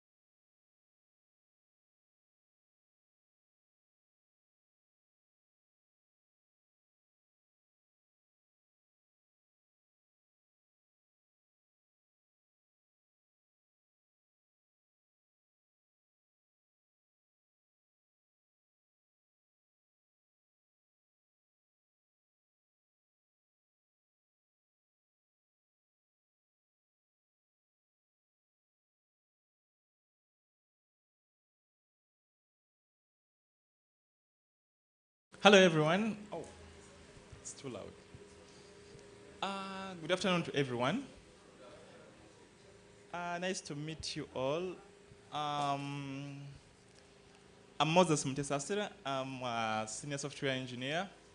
Maybe before I can start, just interact with you. So, what did you expect to know from here? To get a job? To become a senior software engineer? No, just a few hands. Just to see your expectations. Yes.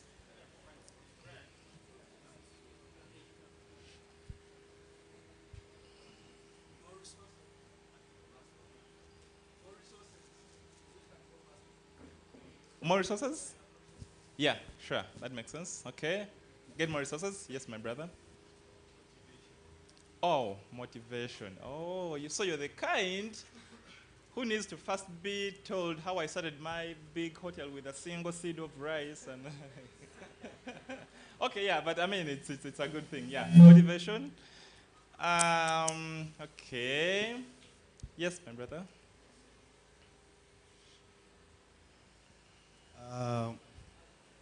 Well, it was something that I've been wanting to pursue, and I really needed a gist, like you said, the motivation. Not that I'm going to get the seed, but an insight about what I'm going to partake, and get the drive for it, something to take me on. Yeah, sure. That's a very good point. Oh, yes, Pastor. Elder Pastor. Yes. Yes, I was very interested in that. At the point, I'd wanted someone to develop for me an app, and I paid a lot of money, and the guy didn't do anything. So after that, I felt like, why can't I just learn this and do it myself? Oh, okay. Yeah, that's why. Okay, that's a good thing.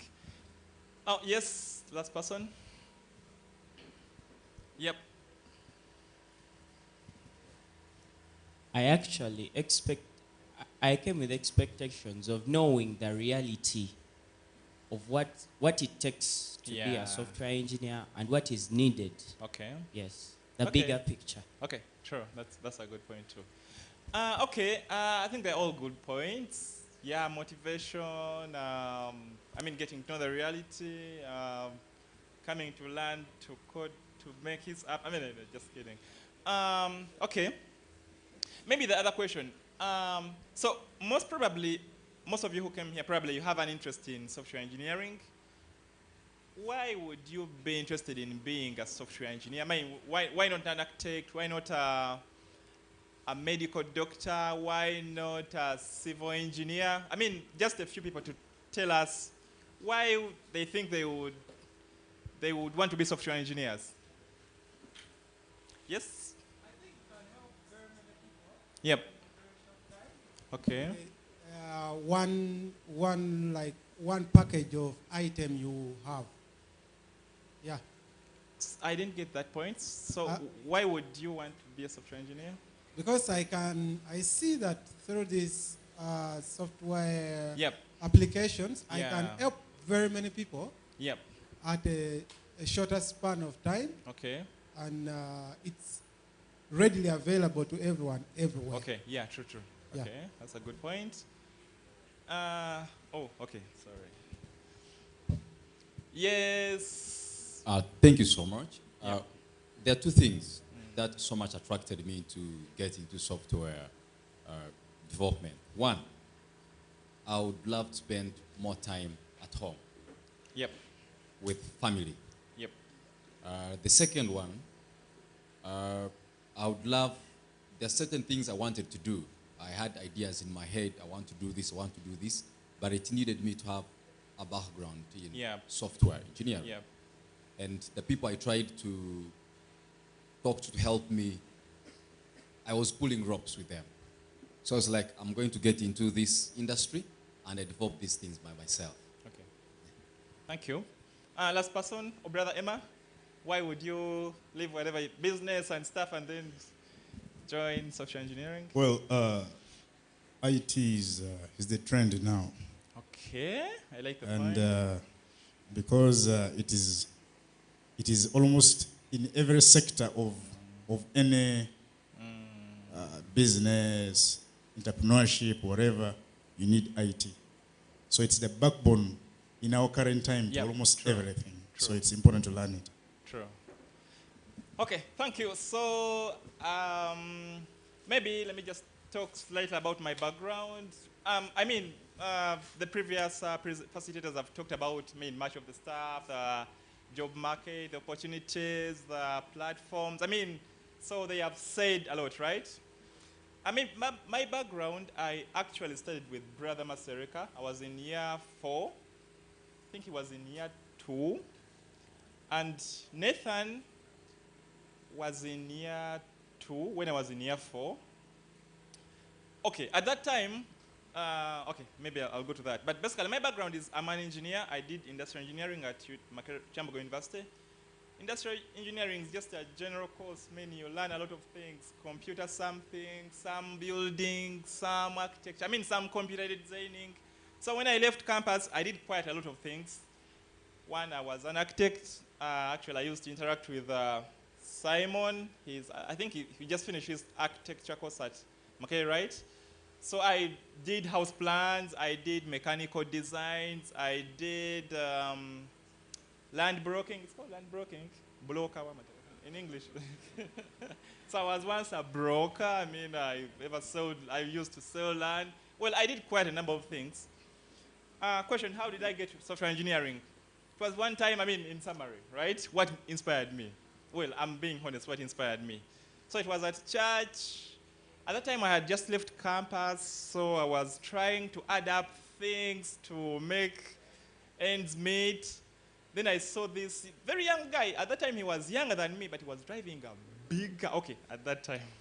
It inspired me to join software engineering. As simple as that. Well, of course, right now, I'm not really interested in buying big cars and what. But then, that inspired me. Maybe today I may not be, but then, that's what. So I didn't do software engineering at campus. Of course, at campus you get some little basics of computing, Microsoft Word, and these others. But then finally, as Edwin also mentioned it, and Nathan mentioned it, so I majorly use online platforms, YouTube, open source softwares to learn programming. So I'm a senior software engineer with the University of Washington. Now, one beauty I saw in software engineering, Edwin mentioned about it. I think it's one field which equally provides opportunities to everyone regardless of their local boundaries, origin or country, or regardless of where they live. I think I work 80% remotely and 20% physical. I've met Brother Edwin in some church in Kirkland, Washington, somewhere there. That was my first time to meet him. So I was surprised that he was going to facilitate here. So what I'm trying to say is that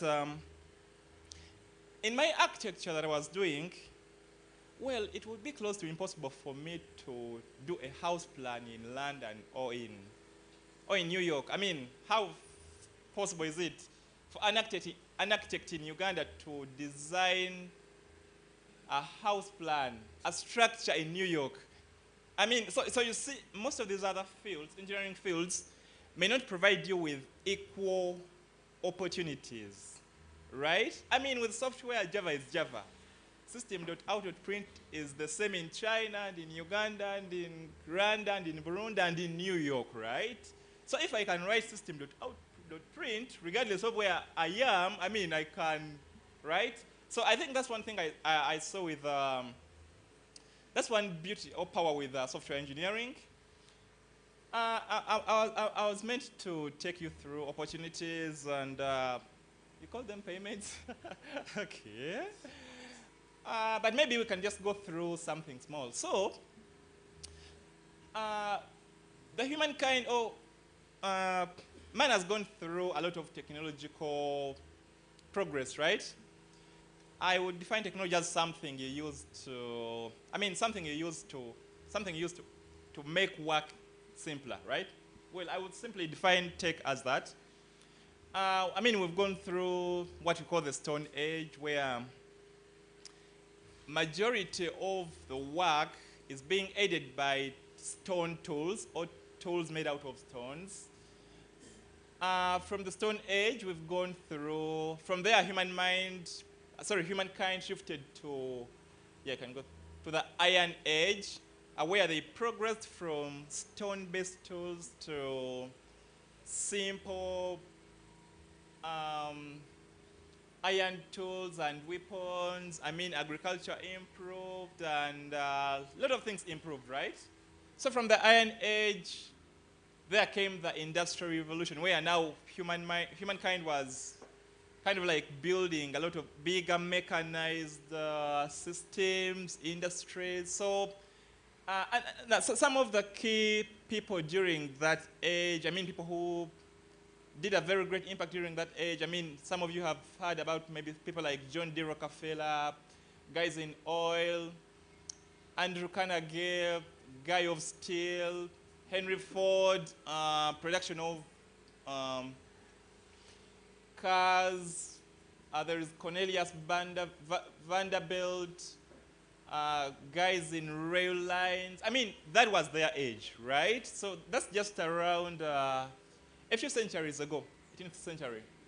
Now, as a matter of fact, we are in the digital revolution. Okay, let me just read this.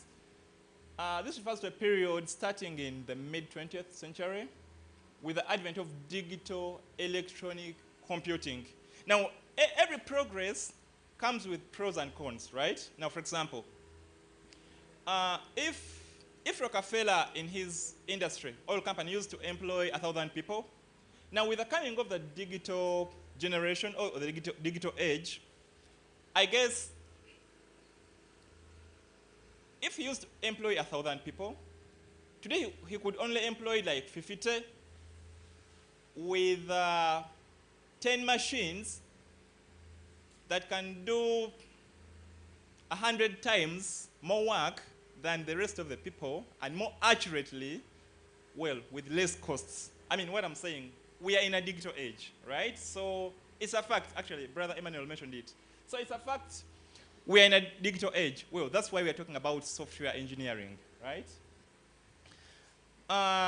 Some of the key people during our age, you can mention things like people like Bill Gates, Elon Musk, Larry Page, Google, Mark Zuckerberg, Facebook.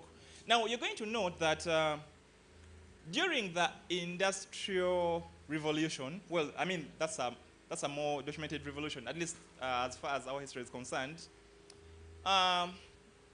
If you could reach out the world's biggest companies, okay, let me talk about the world's billionaires.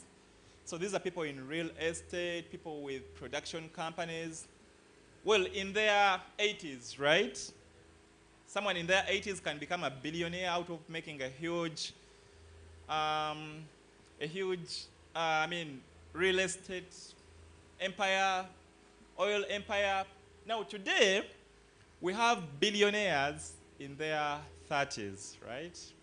Someone just makes an application, 1, 2, 3, 4, 5 years, and he's making billions of money that the other guy in real estate used to make over 50 years, right? So we are in a digital, revolution. We are in a digital age, so we just have to embrace that. Now, I'm just going to talk about something small. When Pastor presented in the morning, he talked about science and the Bible. Brother Masirika, what time am I remaining with? More 20 minutes? Oh, okay. So the pastor talked about the Bible and tech, or the Bible and science. Well, he mentioned something like, it's actually not science that proves the Bible. Well, it's the Bible that, it's the other way around. It's the Bible that proves science, right? So any science that is in contrary to the Bible is actually false science. Well, we have two types of science. In general, you can talk of experimental science and theoretical science. So experimental science or observation science is science based on facts, what we see. I mean, experiments, right? An example, a fact is that we exist. Well, that's a fact. So that's experimental science. We exist, right? The question is, how do we came to exist? Now that is theoretical science. Well, you cannot prove Big Bang and how we evolved. I mean, so that's theoretical science. So most of the times, theoretical science tends to go off the Bible. Well, it's not science. So technically, it ends up not being right science. Now, let me talk about our age, something small about our age. Currently now, we are in a digital generation. And I would say most of the machines we use today operate at a classical level or operate with classical physics principles, right? I mean, the machines you see today. Now, we are moving into a generation of quantum computing. Now, I'm just going to mention something small about quantum computing. I don't want to go into deep physics, but in simple terms, quantum physics is the physics that studies the behavior of matter at an atomic level. Now, things operate differently from a classical things operate differently at a classical level. I mean, at a big level. Well, when you're talking about matter, right? Now, there is a popular experiment called the double slit experiment. Well, I'm just talking about, basically, I'm just simply trying to relate tech with the Bible, right? That's why I brought in this experiment, right? So this is called the double slit experiment. So what happens is that they focus a beam of light at a slit, or okay, you may call it a wall, but then the wall has two holes, right? So what happens? The beam of light goes through the two holes and forms a wave on the screen. Well, it is because somehow, somewhere, because of interference, light ends up forming a wave on the wall, right? Because it's a beam of light. Now, what they do, they still focus two particles of light, and they project them through that slit with holes. But then somehow, somewhere, you would expect the two particles to simply form two dots on the end screen, right? I mean, the beam of light, it's many protons, no, not really protons, but what's the smallest particle of light? Photons, sorry, many photons, right? But then, when you only project two photons through the holes, you would expect to have only two photons on the screen. Now, what is funny enough, the two photons still form a wave function. Okay, they still form a wave. The two photons also form a wave on the back end screen. Now, so the scientists, I mean, it puzzles. When you focus a beam of light, it's logical. Because of interference, because there are many photons, they form a wave on the wall. Now, when you focus two particles of light, you would still expect to get only two dots, but then you end up with still the same wave as the beam of light. Now, that's a little bit puzzling. So what the scientists decide to do, they try to put, okay, it's called an observer, or a device that is going to observe this electron. How does this single photon, or this single element becomes a wave, forms a wave on the wall, right? Now, this is what is funny. Whenever the scientists try to put something that observes, the behavior of the photons draws back to how it should be. I don't know whether you're trying to get what I'm saying. Now, whenever there is nothing that observes the photons, they form a wave function. Whenever you try to observe, it falls back to its state how it should be. It only displays 2 photons on the glass, on the screen. Now, I'm just trying to draw a difference between, now that is quantum physics, actually, quantum computing. Actually, if you have been getting along with the current trend, we are going into quantum computing, right? From the ordinary classical computers. Now that is physics, so that is what is observed. Now, these are some of the assumptions that are drawn. Now, I'm trying to give a difference between observation science, to theoretical science. Now, these are some of the assumptions that are drawn. One assumption the scientists try to make is that the photons are conscious. They know that someone is watching us. They behave how they're supposed to behave. Actually, let me make it more complicated. Now, in quantum physics, there is what they call quantum entanglement. What happens that you get 2 photons, right? Okay, two photons, not necessarily photons, but maybe electrons or neutrons, and you entangle them, whatever they do to entangle them. What happens that a change in one state, when one element changes a state, it directly affects the state of the other. Actually, no matter the distance. Technically, the communication between them is faster than light. Well, in classical physics, we know that we cannot run faster than light. But at a quantum level, actually, communication can happen faster than light. Now, this is what the scientists do. So what they do, they create 2 experiments, one experiment here and one experiment here. They still do quantum entanglement between these 2 electrons. So they say, okay, let's project the other electron here, and we study the behavior of the electron here, right? So that way, you can know what happens, why this element behaves this way. Now, what happens, even when you do quantum entanglement, this electron here actually knows that you're going to watch the other electron there, and it behaves normally. Now, let me make it even more complicated. Now, what they do,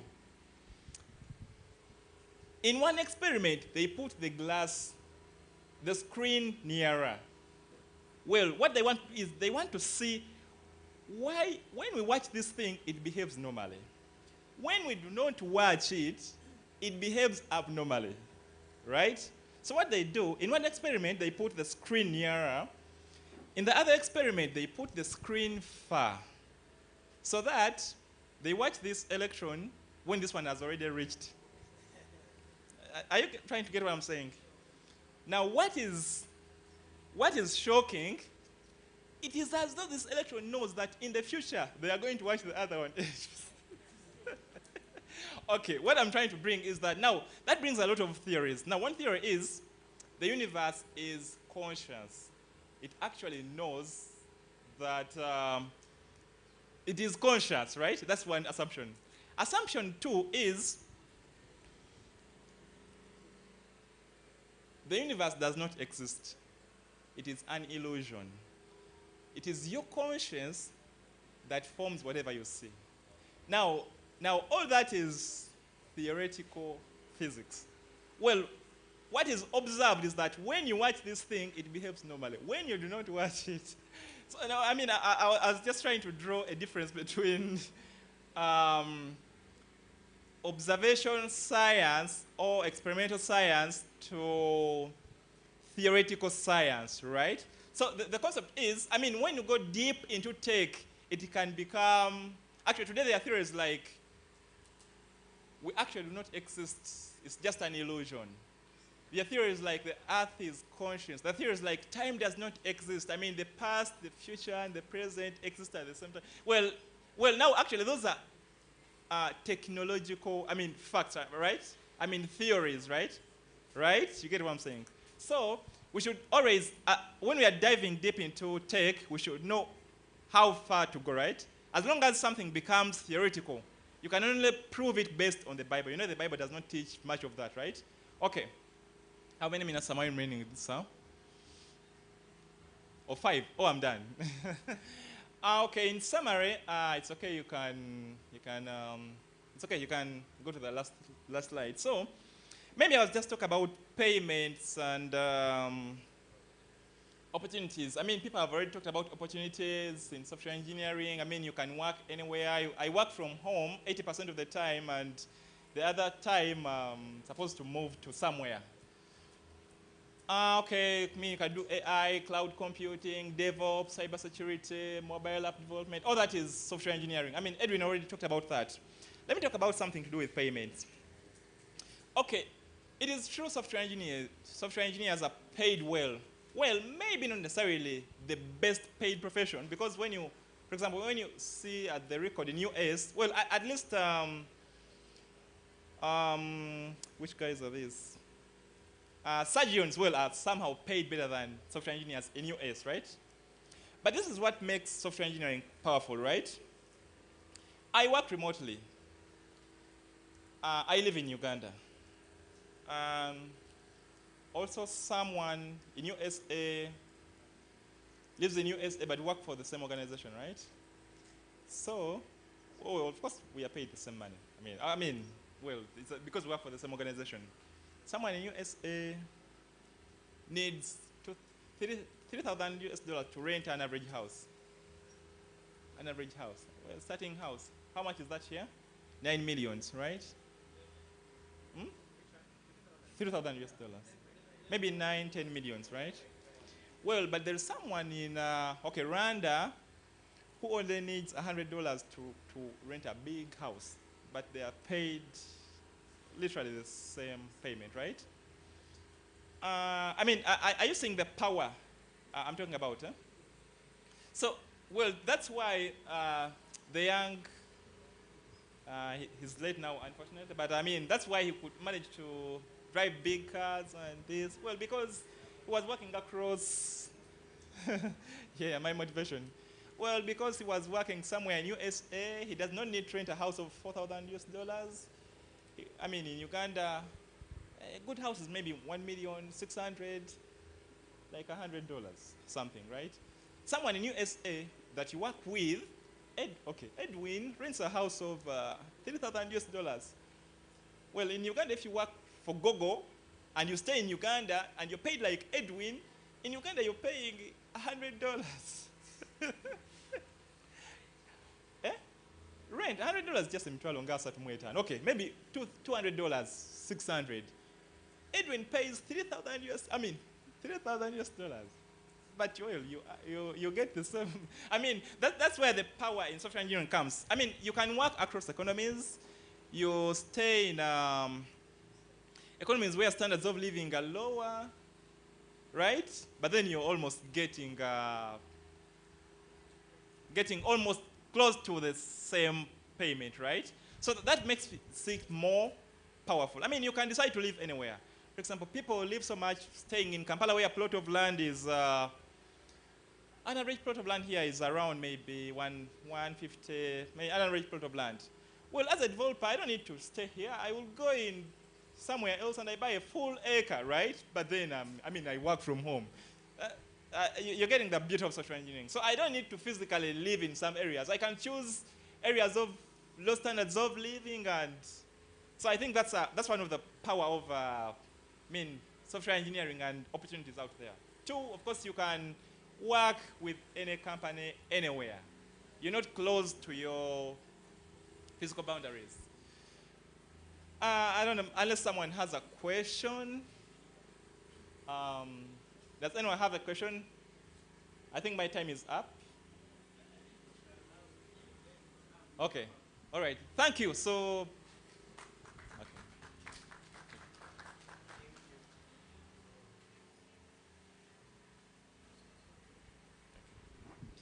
Yes, thank you, Mose. Good afternoon, everyone.